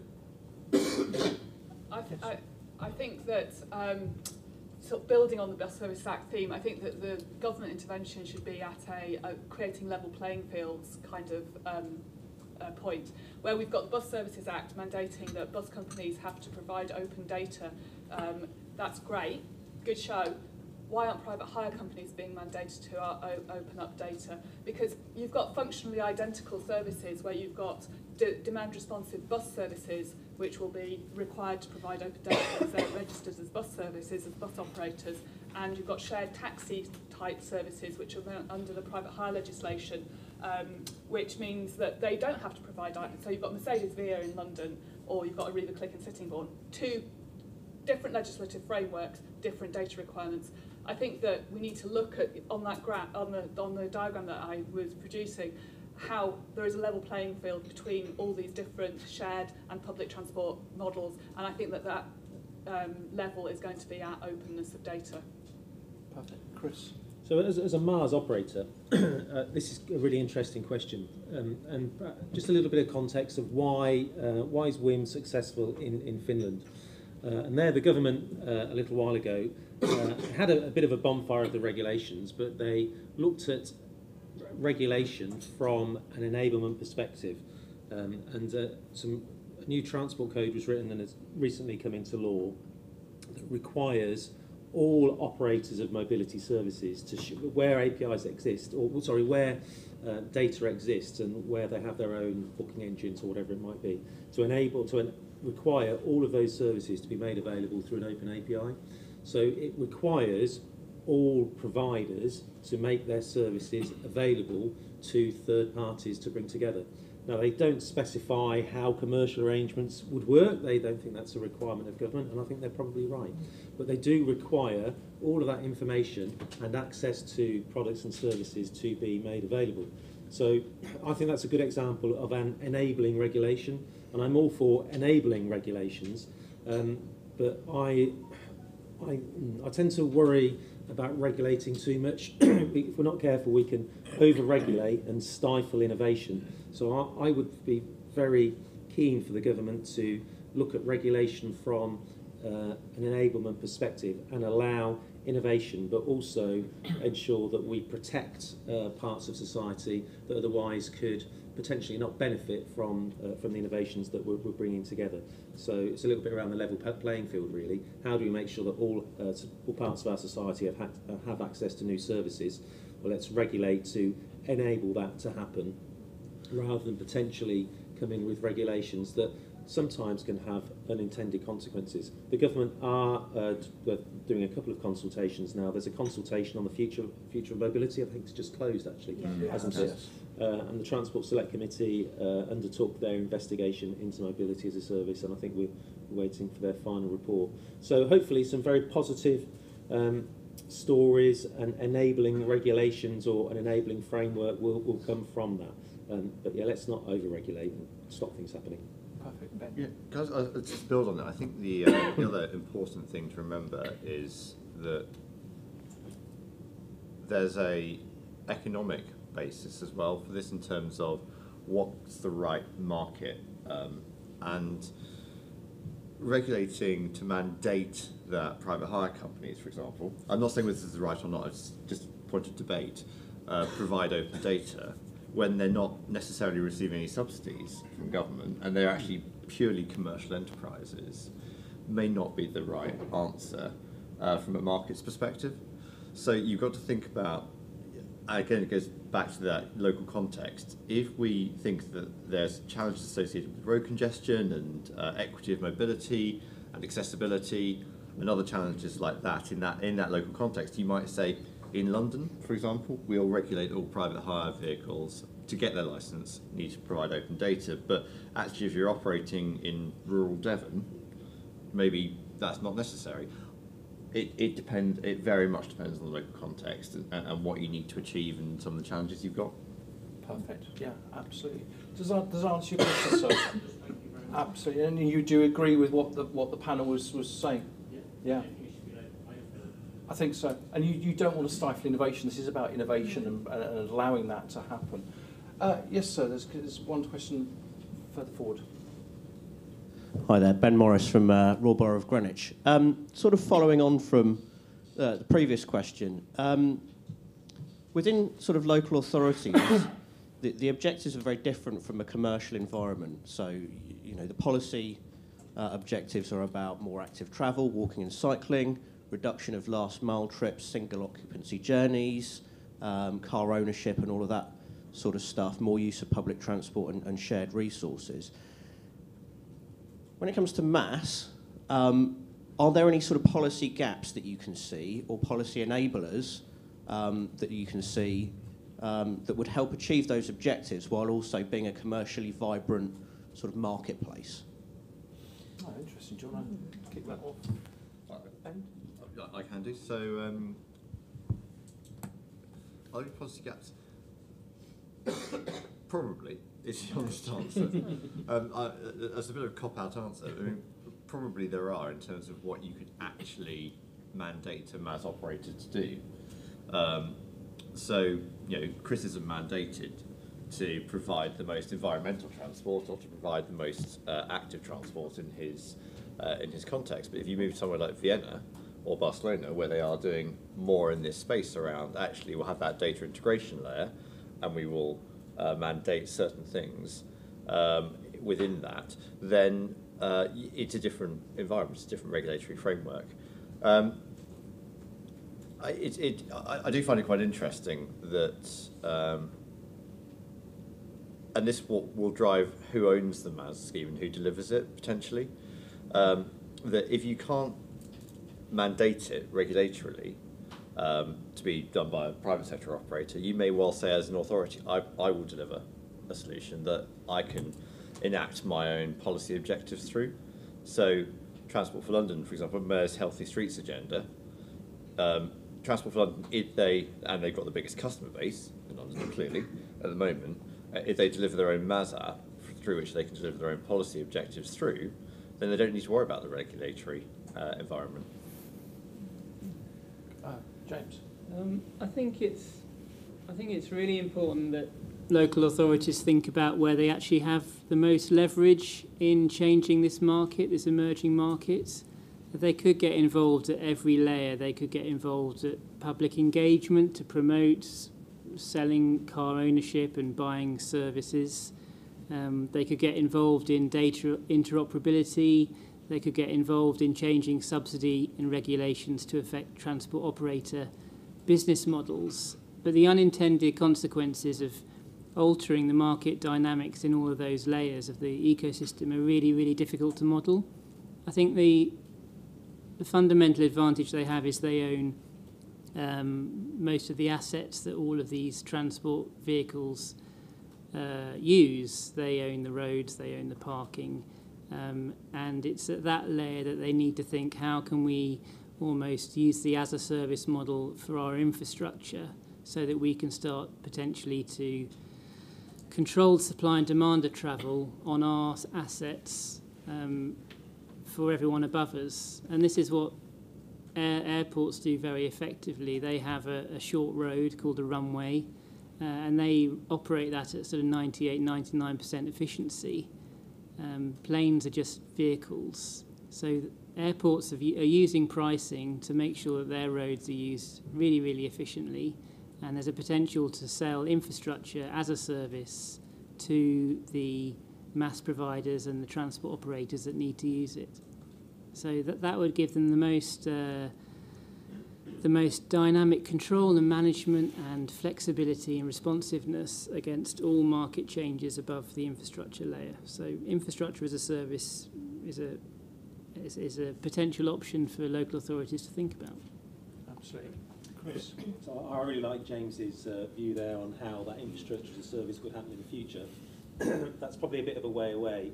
I just wanted to share what's the win way of working with local authorities. So the win way is about working in partnership with local authorities to find out what are the common objectives and how can we work together and work with the local authority to enable WIM to come into a city to help deliver those objectives that the city or the region or the local authority want to get, work with those transport service providers, understand what it is that they want, and build together something that we think will work and make a difference in that particular city or region. And we try and pull that together through non-binding letters of intent. Yes, they're non-binding, they're not they won't stand up in a court of law, but it is about setting a direction of travel and actually getting all of those partners around a table to say, this is what we want to achieve, let's challenge each other and work together and try and deliver that. You don't need a regulation to do that, but the one regulation that really annoys me, and I've got a platform, so I shall use it. Concessionary fares for the elderly. It's probably the thing that will probably never change because there are, God knows how many, 7 million people that have got these and they turn out to vote. But actually, if you haven't got access to a bus service, your concessionary bus pass is a piece of plastic. What we really need is to give people access to mobility. So, if anyone has got any influence with governments, we've made this point as WIM. We really need to think about how we provide concessionary travel for all concessionaires, and it's not necessarily access to a bus. We should be thinking about access to mobility. Absolutely, and get out of the modal side of things. It's about the end-to-end journey at the end of the day, which is what we're trying to do. Carla? Yeah, I was just going to say on the back of what Chris was saying with regards to getting people around the table, I'm not sure that it's necessarily about policy gaps, but opportunities really. There's a few of you here from Innovate UK projects. I'm not trying to bang the drum for Innovate UK, but one of the beauties is that we get different people around a table, whether they're local authorities or businesses or catapults or academia.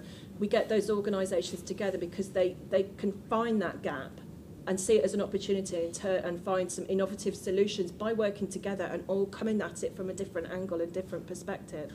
And that doesn't need necessarily regulation or mandating or any of those other kind of frameworks. Sometimes it just needs some innovation and some lateral thinking, and by doing that you can stimulate that without necessarily really quashing innovation. Absolutely.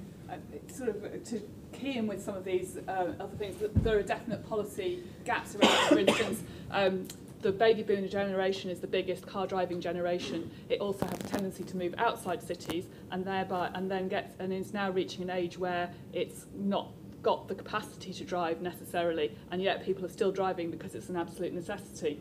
And so there's a real sort of gap for local authorities to look at mobility as a service as a potential way of helping people to give up their driving licences. For instance, I think there's the ESP group in Scotland did some work on enabling people to give up driving licences through mobility as a service. At the other end of the spectrum, there's the students coming into the transport market. If you're weaning those, I mean, yes, they've already predisposed to apps and new and different ways of doing things on digital. But if you're giving them access to services and encouraging them to use buses, then you've got a kind of like good way of shaping your services and their experiences through mobility as a service. Perfect. Thank you very much. Then we have another question, sir. Alex Pocklington from London Borough of Croydon. Sort of tying into the previous question and some of your responses is that as local authorities, there is a certain drive to sort of pedestrianise and cyclise, I guess, everything in sight when it comes to town centre. But there is now building a certain degree of pushback from age concerned groups and disability concerned groups about the fact that if you've pedestrianised everything for 3/4 of a mile in all directions, someone with limited physical mobility physically cannot walk or cycle into those areas.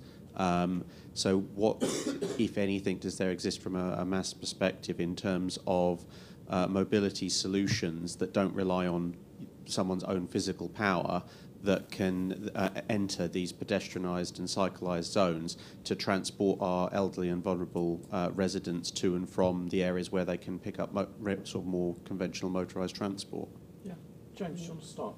I mean, that's a really great point. It shows how important infrastructure is as a facilitator of social benefits. The area that I'm really interested in at the moment is micro-mobility and e-mobility, electric bikes, electric scooters, autonomous. I mean, if you go to Milton Keynes, you'll see our driverless pods moving around at about 10 miles an hour, slightly faster.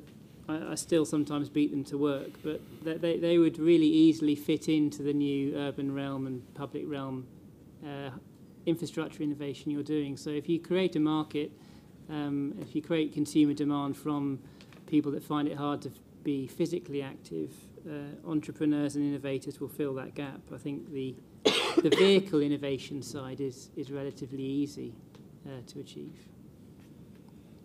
Yeah, I mean, there's an interesting case study here in Spain, Pontevedra, which is it's worth looking up. They've pedestrianised the whole of the city centre, but underground sunken car parks all around the outside, and it is interesting. I mean, the Highways Authority said, well, it's caused a right headache for us because people are now circling the city trying to find car parking spaces. So there's other challenges associated with it. But the reason, addressing the disabled mobility perspective, they've issued permits to people with severe mobility issues to still be able to get into the city centre.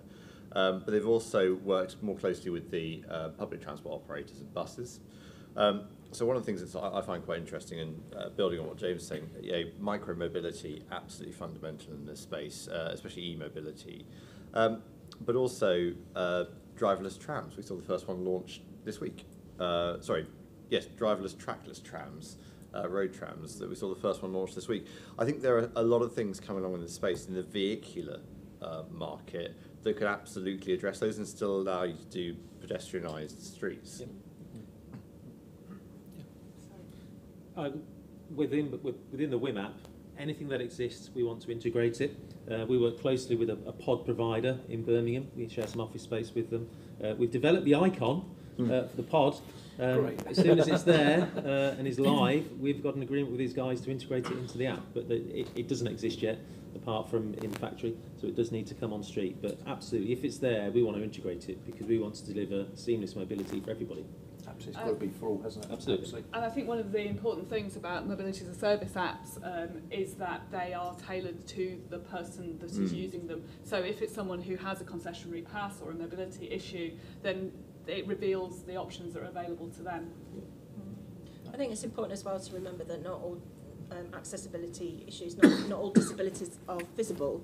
So it's thinking about some of those other accessibility concerns, trying to be really PC in what I say, that aren't quite so obvious, and make sure that they're all catered for as well. So and that again provides an opportunity for innovation to try and find some solutions.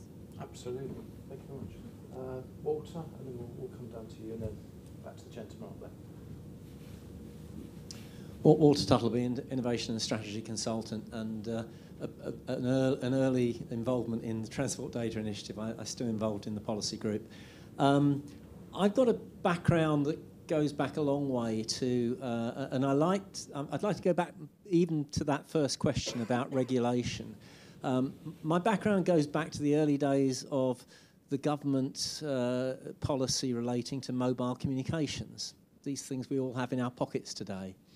And I'd say that the approach back then was very much an enablement-driven approach that has certainly led to huge innovation. It was also one that created huge inward investment for the UK, jobs and all sorts of things like that. What I see as we're talking about the policy objectives is I see about 3 different policy objectives. There's, if you like, the local policy objectives of the local authority.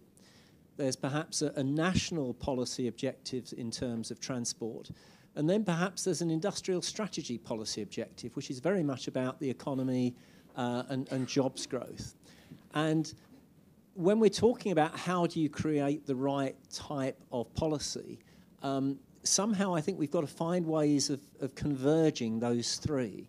I don't think they are necessarily conflicting, but I think we have an environment today which is very, very fragmented in terms of technologies, in terms of procurement, in terms of regulation, in terms of different systems in different countries, geographically as well. Some of the consultation that is going on is generating, I feel like we've had a lot of innovation, and there's a lot of innovation now out there. It seems to me that the lack is bringing that policy innovation together. I wonder what the panel think about how you can bring those 3 areas of policy innovation together, the economic, the national and the local. That's interesting, yeah. Carla. So I completely agree with you, Walter, and I think that part of the industrial strategy challenge funds and the whole piece around the industrial strategy is to try and pull that together. It is fragmented, we are siloed, and there is so much going on. A lot of it, is really very good. We need to try and pull that together, and certainly some of the calls for evidence and the activity that's going on at the moment is to really try and understand that landscape and look for where the gaps are, where the opportunities are, to try and get a bigger picture, a fuller picture of that situation. So I think there are activities going on around that piece of work, but we need to do a lot more to prevent it sort of going from siloed to converged and then siloed again, sort of thing. So we need to try and avoid that, in 10, 20 years' time. So Mr. Richard Bruce in the DFT is leading a drains-up review of policy and regulation in this space, and that's absolutely to be commended. And using things like the Future of Urban Mobility call for evidence is really useful. Picking on your point about those 3 different sort of areas, local, national, and industrial strategy, of course there's conflict. We produce 2.2 million vehicles at the moment in the UK a year. Employs a load of people doing that, and that's really good economically for us. Let's not talk about Brexit. It's not the right forum to do that, about the impact of it. But if we are pursuing national policy objectives and local policy objectives around active travel and shared mobility, it's going to have a massive impact on demand for personal vehicles, especially in urban areas. So clearly they are in conflict, and it does need to be resolved. But the thing is, you've got to take all of these things in the round, and economic growth is no good if you're going to pollute atmospheres and create unsustainable places and cities that aren't attractive and people don't want to live in them. So, yeah, it is a fine balance. We haven't got the right answer, but we do need to work on it, and we need to be committed as well. We need to say, right, that's just the path we want to follow, and we are aware that it's going to have negative impacts. You can't, it's yin and yang. You can't have good for everything, but once you've made that decision, be committed to it and pursue it. Because if you don't, then industry won't invest in the UK because they'll be seeing flip-flops between different policy objectives, and it will become very difficult to manage. And you need that certainty for people to want to invest. Absolutely right. And equally, I mean, I think that's what you're seeing in the car industry in terms of business objectives and growth is that the car industry is under pressure. It has realised that it's got to change its business model. You've got the CEO of Ford saying it's time for us to reclaim the streets for people. The CEO of Ford, the car manufacturer. You've got Toyota investing in Maersk Global, investing in WIM. You've got BMW and Daimler AG merging their mobility services to provide things like car clubs and ride sharing and Movall and all sorts of things. So the car industry does know, in terms of industrial strategy, that it's got to change. And it's probably going to change in the direction of providing fewer numbers of much more expensive vehicles, and those much more expensive vehicles are autonomous vehicles. And so I think that where we need to converge these policies is at how we regulate autonomous vehicles and the business models through which those autonomous vehicles are provided. Because, at the moment, cars are provided to people through taxis, they're provided through shared buses, they're provided to people through car hire, they're provided in all these different ways. If you put an autonomous vehicle into any of those boxes, you've suddenly got a car hire that's a kind of a taxi because it can come and get you. I mean, that's where we need to be looking at some of the convergence of legislation and business and strategy. And I think it's also important to remember that sometimes they shouldn't converge. They are different. So, you're all from different, for those from local authorities, from different areas. Some of you from rural, some of you from urban, some of you in between. And different areas have different requirements. And that's therefore appropriate to have different methods in each of those areas, because there isn't one size fits all. So I think it's appropriate to remember that at the same time as wanting some common threads. So it's finding what those common threads are. Policy and implementation there. Yeah. Okay. I think that's the difference between policy and implementation. I think the implementation certainly needs to be locally managed, but if the policies can be converged, then I think we can really put the foot on the accelerator, if you'll pardon the pun. Chris, just one. Yes. So where we've got a massive advantage in the UK, at least today, is the opinion of our country and its attitude to policy and regulation from external parties. So Maersk Global, Finnish company, really keen to come to the UK because of our history of looking at regulations positively and having an open policy framework where they can actually come into the country, learn, build a product that will hopefully add to our economy, improve the environment, deliver the social benefits in a way that isn't, well, it's certainly not perceived in Germany, for example, but we've got that open ecosystem. That's something that I hope that I certainly cherish, and hopefully that we can retain moving forward. It's probably a risk that we might not be so well thought of in the future.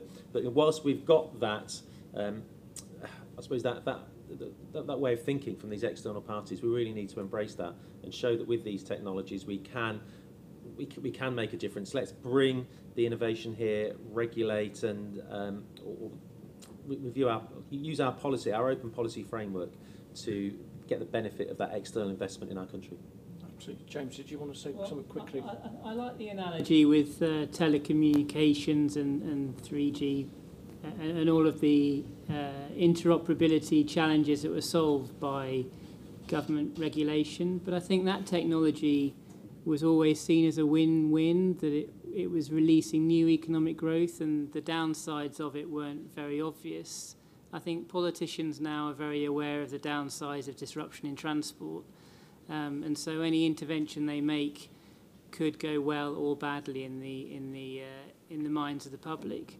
I think the only way we can really kind of move to this optimised system of systems approach with our transport is to wait for autonomy to come through and totally change the shape of all of the supply chain and all of the business models on top. And then I think that would be the point where all of the technology enablers are in place and government can then step in to find that perfect set of technologies and business models to make the economy work with the environment and with the social goals. Okay, thank you. There was a question down at the front, please, and then we'll come up to the back in a second. Thank you. Thank you. I'm Claire Linton from the Urban Transport Group. My question is mainly for Chris, but I'm sure other people might want to comment. I was interested in the numbers of taxi journeys increasing, and obviously if those trips are coming away from single occupancy car use, great. But if they're coming away from public transport use because people want to get their money's worth out of their unlimited packages, then perhaps that's not so great. So I wonder if there's any sort of insight into that. And then the other thing that I was wondering about is we talk about these sort of on-demand services around buses, but we've had sort of on-demand transport for a long time in terms of dial-a-ride and community transport, and I wonder to what extent those kind of things can be integrated into the mass platforms and it picks up on some of the things around people with additional mobility needs as well.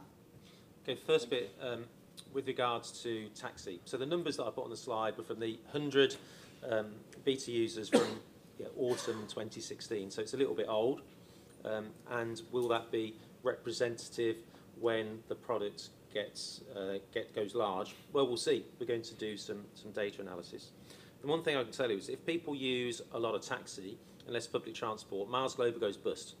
So our business model is all around getting people. Our ideal customer pays us €500 a month and we get them to walk everywhere. Happy days. Now, that's never going to happen in real life. But we do want to develop and introduce nudging techniques. They don't exist today in our app, but to be totally honest there, but that's what we want to help develop. So our designer is developing something called WIM 2.0 that will start to build in some of these nudging techniques. And what we really want to do is to understand our customers so that we can individually nudge each customer.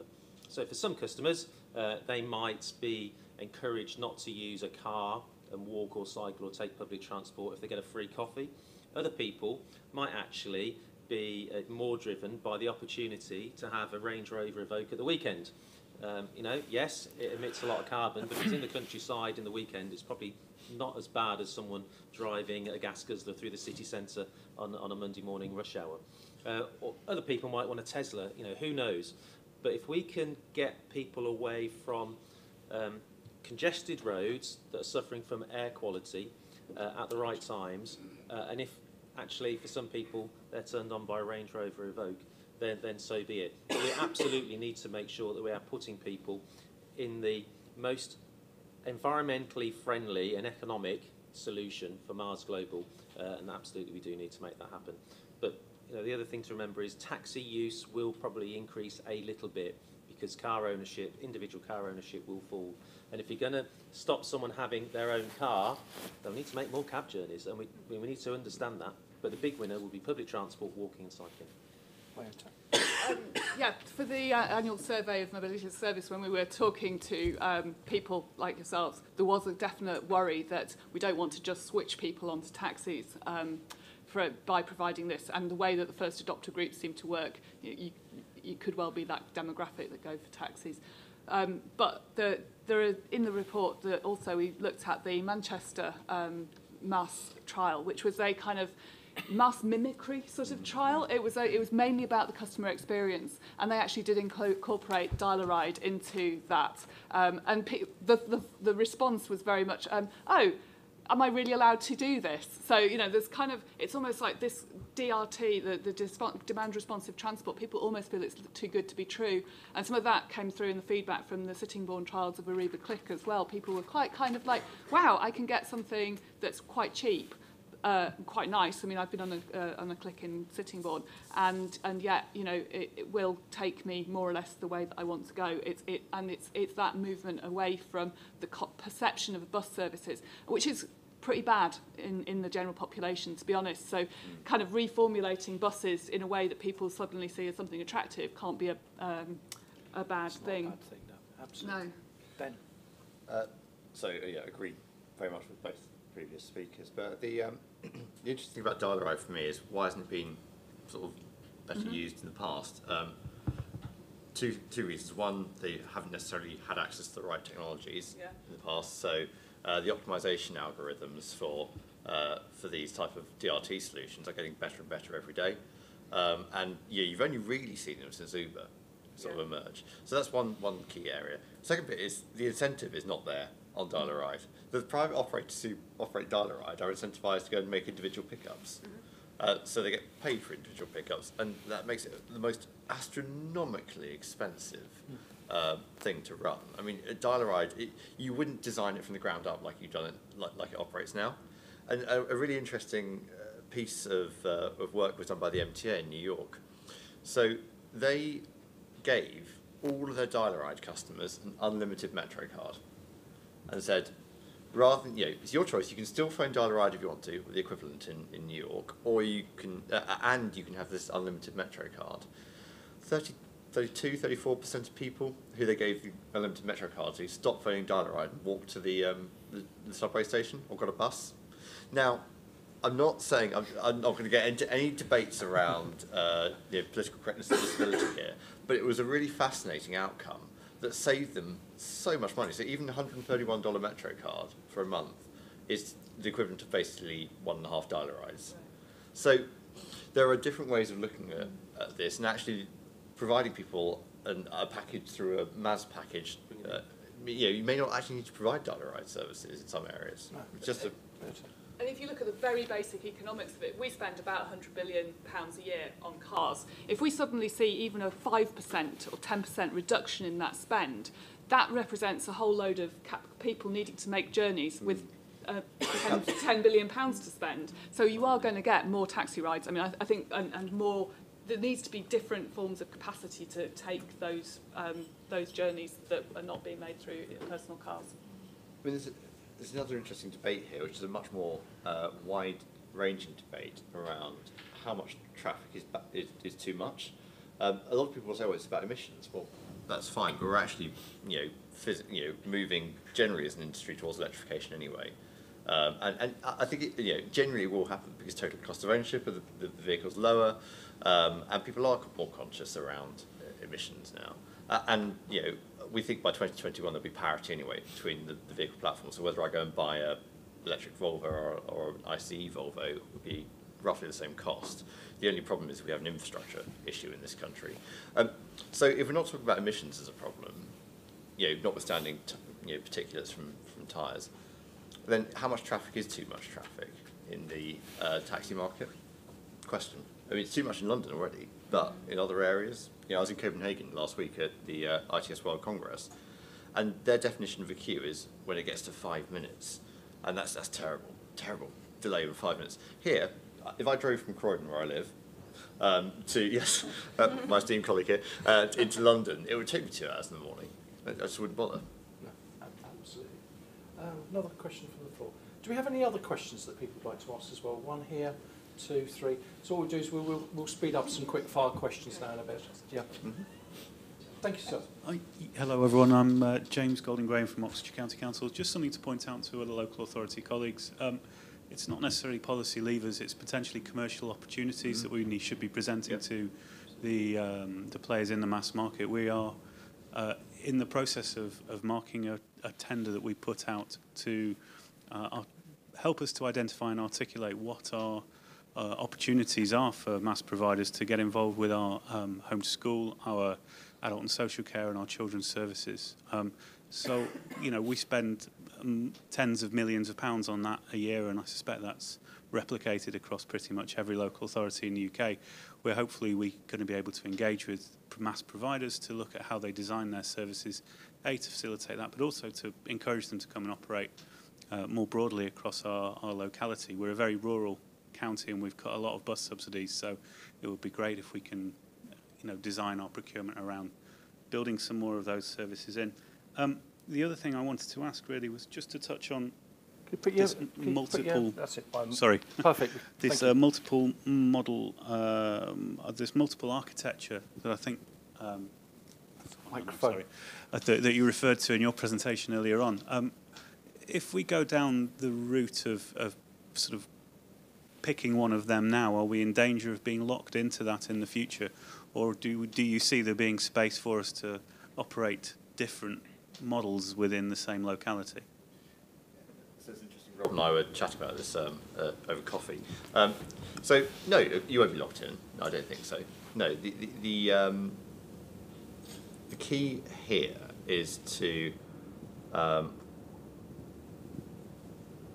have the open data architecture that you need to have the flexibility.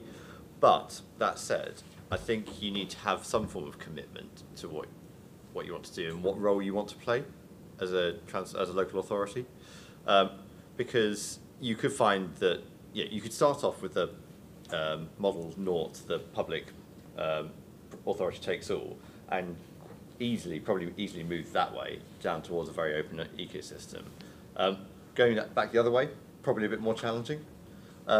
So it's about really determining the role that you want to play within that ecosystem. Are you a convener? Are you a director? Are you an influencer? Are you an enabler? Are you a combination of all of those? And sort of being clear with the market in that space, just so people like Chris know where to invest and what to bring to market and to have those conversations. Yeah. Any other points? So I was going to make a quick point that has now escaped my mind completely, so I will try and get back to it. So the regulation piece, for me, there's a real issue around making sure that you're not locked in to a third party. I was at a ticketing conference in Manchester yesterday. The first time I've ever been at a smart ticketing conference that Google turned up at. And I've written down exactly what the man said. The man from Google wants to be able for a customer to use Google Maps on any device, plan a journey, click a button, and have that journey delivered to them all through Google in whatever way. Now, sounds great, actually. I can sort of sign up to that in a way. It'd be great if Mars Global's a partner in that, rather than just a supplier. But let's wait and see. But the corollary of that is it's about open data. I think Ben, you mentioned about Amazon, or someone certainly mentioned Amazon. There are some big players here, and I think we've all got to be careful about making sure that we don't give away the family silver, all of the data. And be beholden to one of these big service providers. We need to make sure that there is an open playing field and that all parties are allowed to develop solutions based on open data. So I'm a firm believer in open data. We probably need some proprietary IP over the top of that to give us a commercial opportunity, but we need to make sure that that data, when it's made available to people like Google in an open data format, actually we make sure that other parties retain access to that data and are allowed to build competing services. And if there is any regulation that comes in play, it might be to prevent the likes of Google and Amazon abusing their market dominance. Absolutely. Laura, can we have another question on the floor? I think there's a gentleman here with a shirt. Thank you. Thank you. My name's Adam Orchard. I work for Esoterics. We work on designing and trialling new transport services currently in Bristol with First Bus, My First Mile project, if anyone wants to look it up. I'm just interested on the panel's opinion on how we, kind of partly following on from what you were just discussing, on how we balance the needs of sharing data to provide good mobility for passengers, for users of services, and the demands of private companies to commercialise that data. They're kind of often quite directly conflicting. But I'm interested in the opinions on how we address that. I couldn't agree with you more. It's a really difficult thing. When we started talking about the Bus Services Act, everyone said, wouldn't it be great if we could have all the patronage data, the actual number of people on vehicles, so that we could tell whether that bus was crowded or not?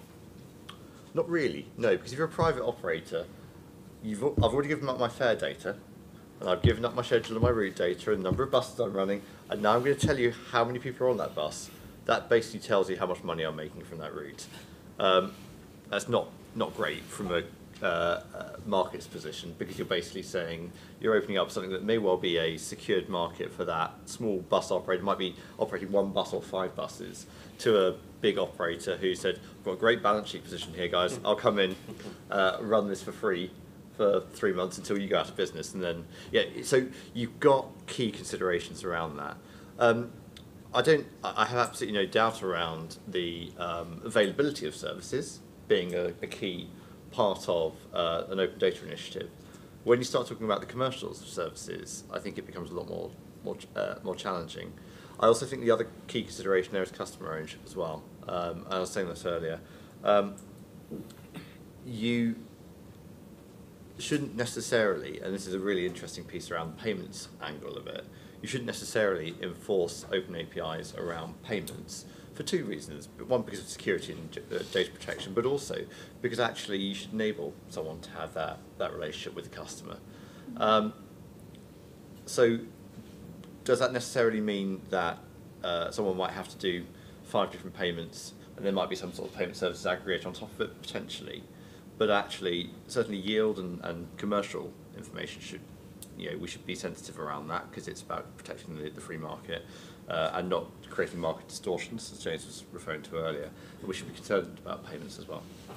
And James, from the Transport Systems Catapult point of view, for data? Yeah, I love what Esoterics is doing, and I think we've been working with you to help find that sort of suppressed demand for you to then satisfy. I think it's really hard for business models such as on-demand transport to try and own much of the vertical, to try and own the vehicles, the IT platforms and the customer.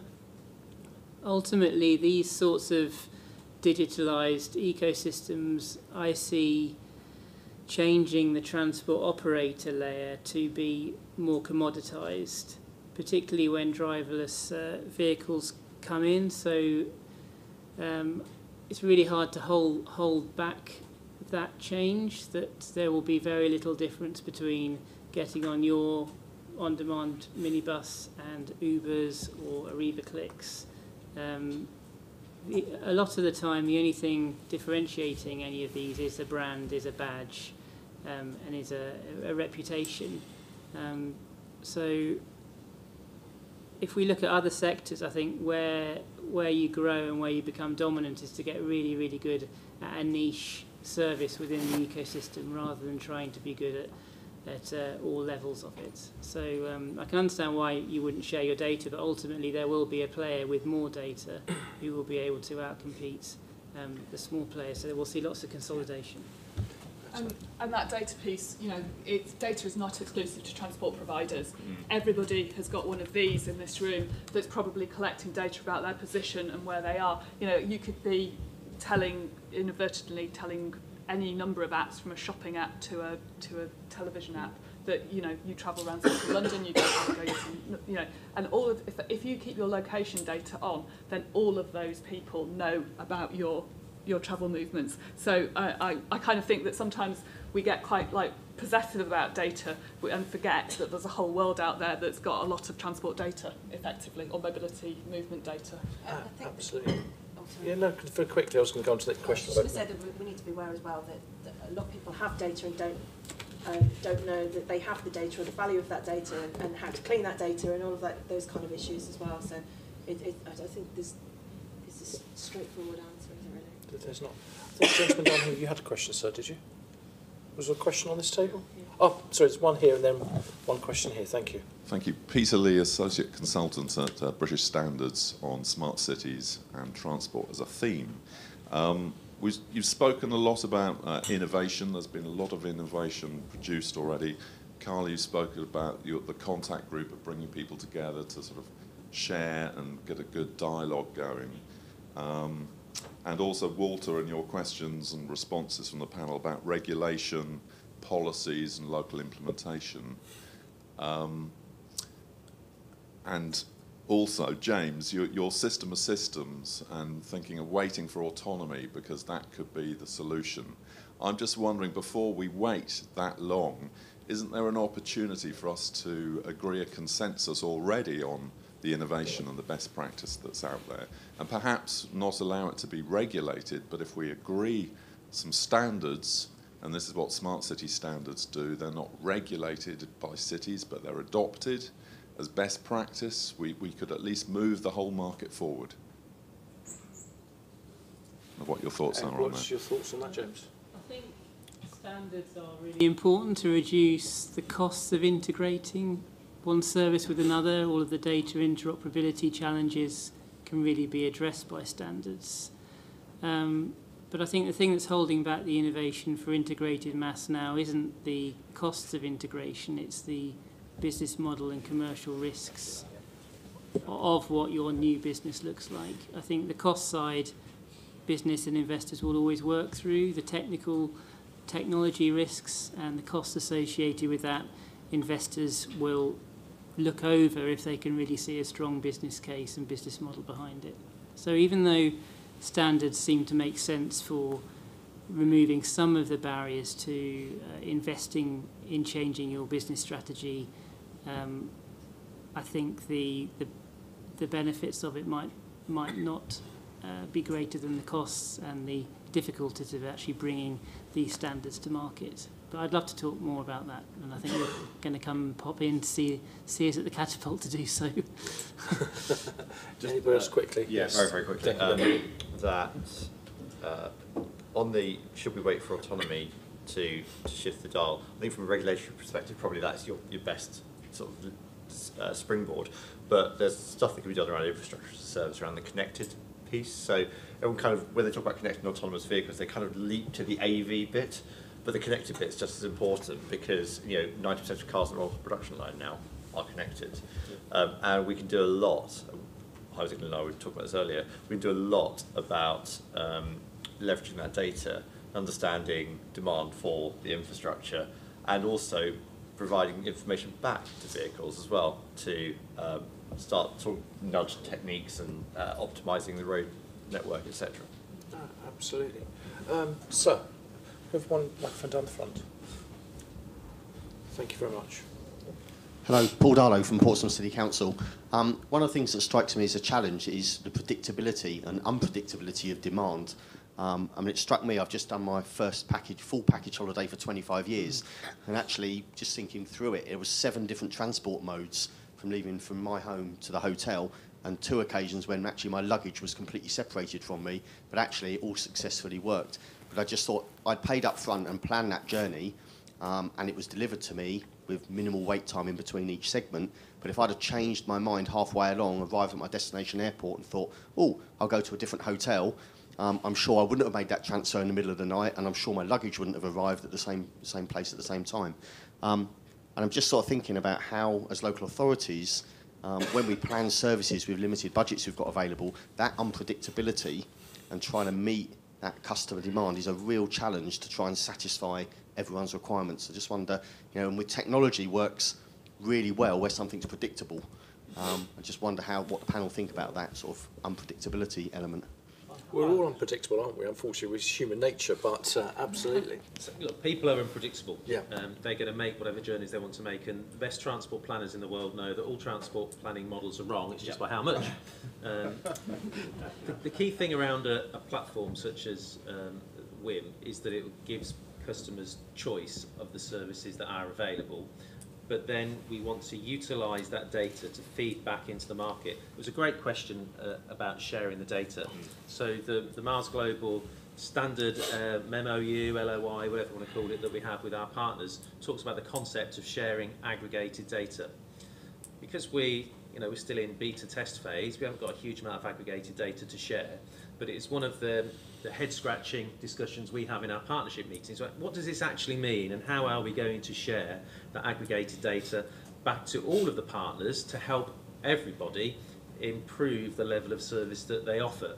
And the classic example I have is that we identify that 20 people are going from Moseley into Birmingham city centre at 10 o'clock every Friday, just as National Express are running an empty bus past. Now, it absolutely makes sense to put those 20 people on a bus. National Express happy, 20 unhappy cabbies.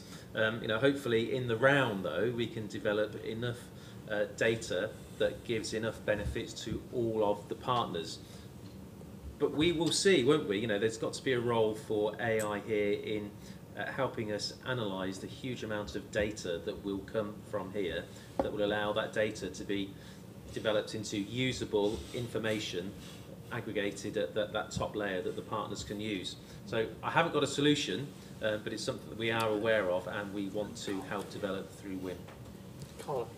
I think the key is options, like you were saying, and opportunities. And I don't think it's always down to us changing our minds about, you know, which hotel we want to go to. Or sometimes, you know, I got to Paddington this morning and the tubes were closed. So I had to come up with some other methods to make sure that I managed to get here. And you know, that was unpredictable, it was unplanned, it wasn't through my choice, but you know, if we've got those options and we've got, I think it comes down to information as well. Sometimes we don't want to think, God, what am I going to do now? Where do I go? Where do I look? I want something to just come up on my phone and say, you can't go that way now, but if you go to this bus stop at this time, there's a bus going to where you'll need to go because it's in your diary, I know where you're going, and we'll take the money directly out of your account. It's that kind of smartness that I think we're really looking for. Absolutely. I think in terms of predicting and planning, there are lots of sources of data available at the moment. I think you talked to James at Oxfordshire, you've been using Google and Waze data to look at demand. So it's not just about the information that we've got at the moment, it's about the potential to look at demand in the round from all sorts of different sources. So there's the data that's available to predict demand, but there's also the way in which providing information shapes demand. So if I look on my app and I see something is in 10 minutes or something will take me 50 minutes, that will also shape my travel plans and the usage of the network if you've got as a customer a better source of information, which is basically what you were saying as well. We're in agreement. Hooray! Absolutely. Very quick, we're getting a lot better. I mean, Chris is absolutely right. Transport modelling, we're always wrong, but it's good. At least we always know we're wrong. But we are getting a lot better. So use of activity-based modelling rather than saying, right, we just have weekday, weekend, peak, off-peak, which is basically traditional transport modelling. Activity-based modelling, looking at actual segmentation of people, understanding different demand, and doing models throughout the day is getting a lot better. As is understanding what happens when tube stations close, etc. On the point about limited budgets, I absolutely agree with you. The thing to think about here is that actually multimodal provides resilience in the ecosystem. So if I can't run my bus is broken down on the other day, for me, my train broke down outside the station. Actually, taxis and other forms of transport provide resilience, and you may well, through something like a MAS scheme, be able to say, right, just like you say, we're going to accept your bus pass on the train. Well, actually, we'll go and jump in a taxi, we'll pay half of it. And that can be done with the technology, with a click of a button like that.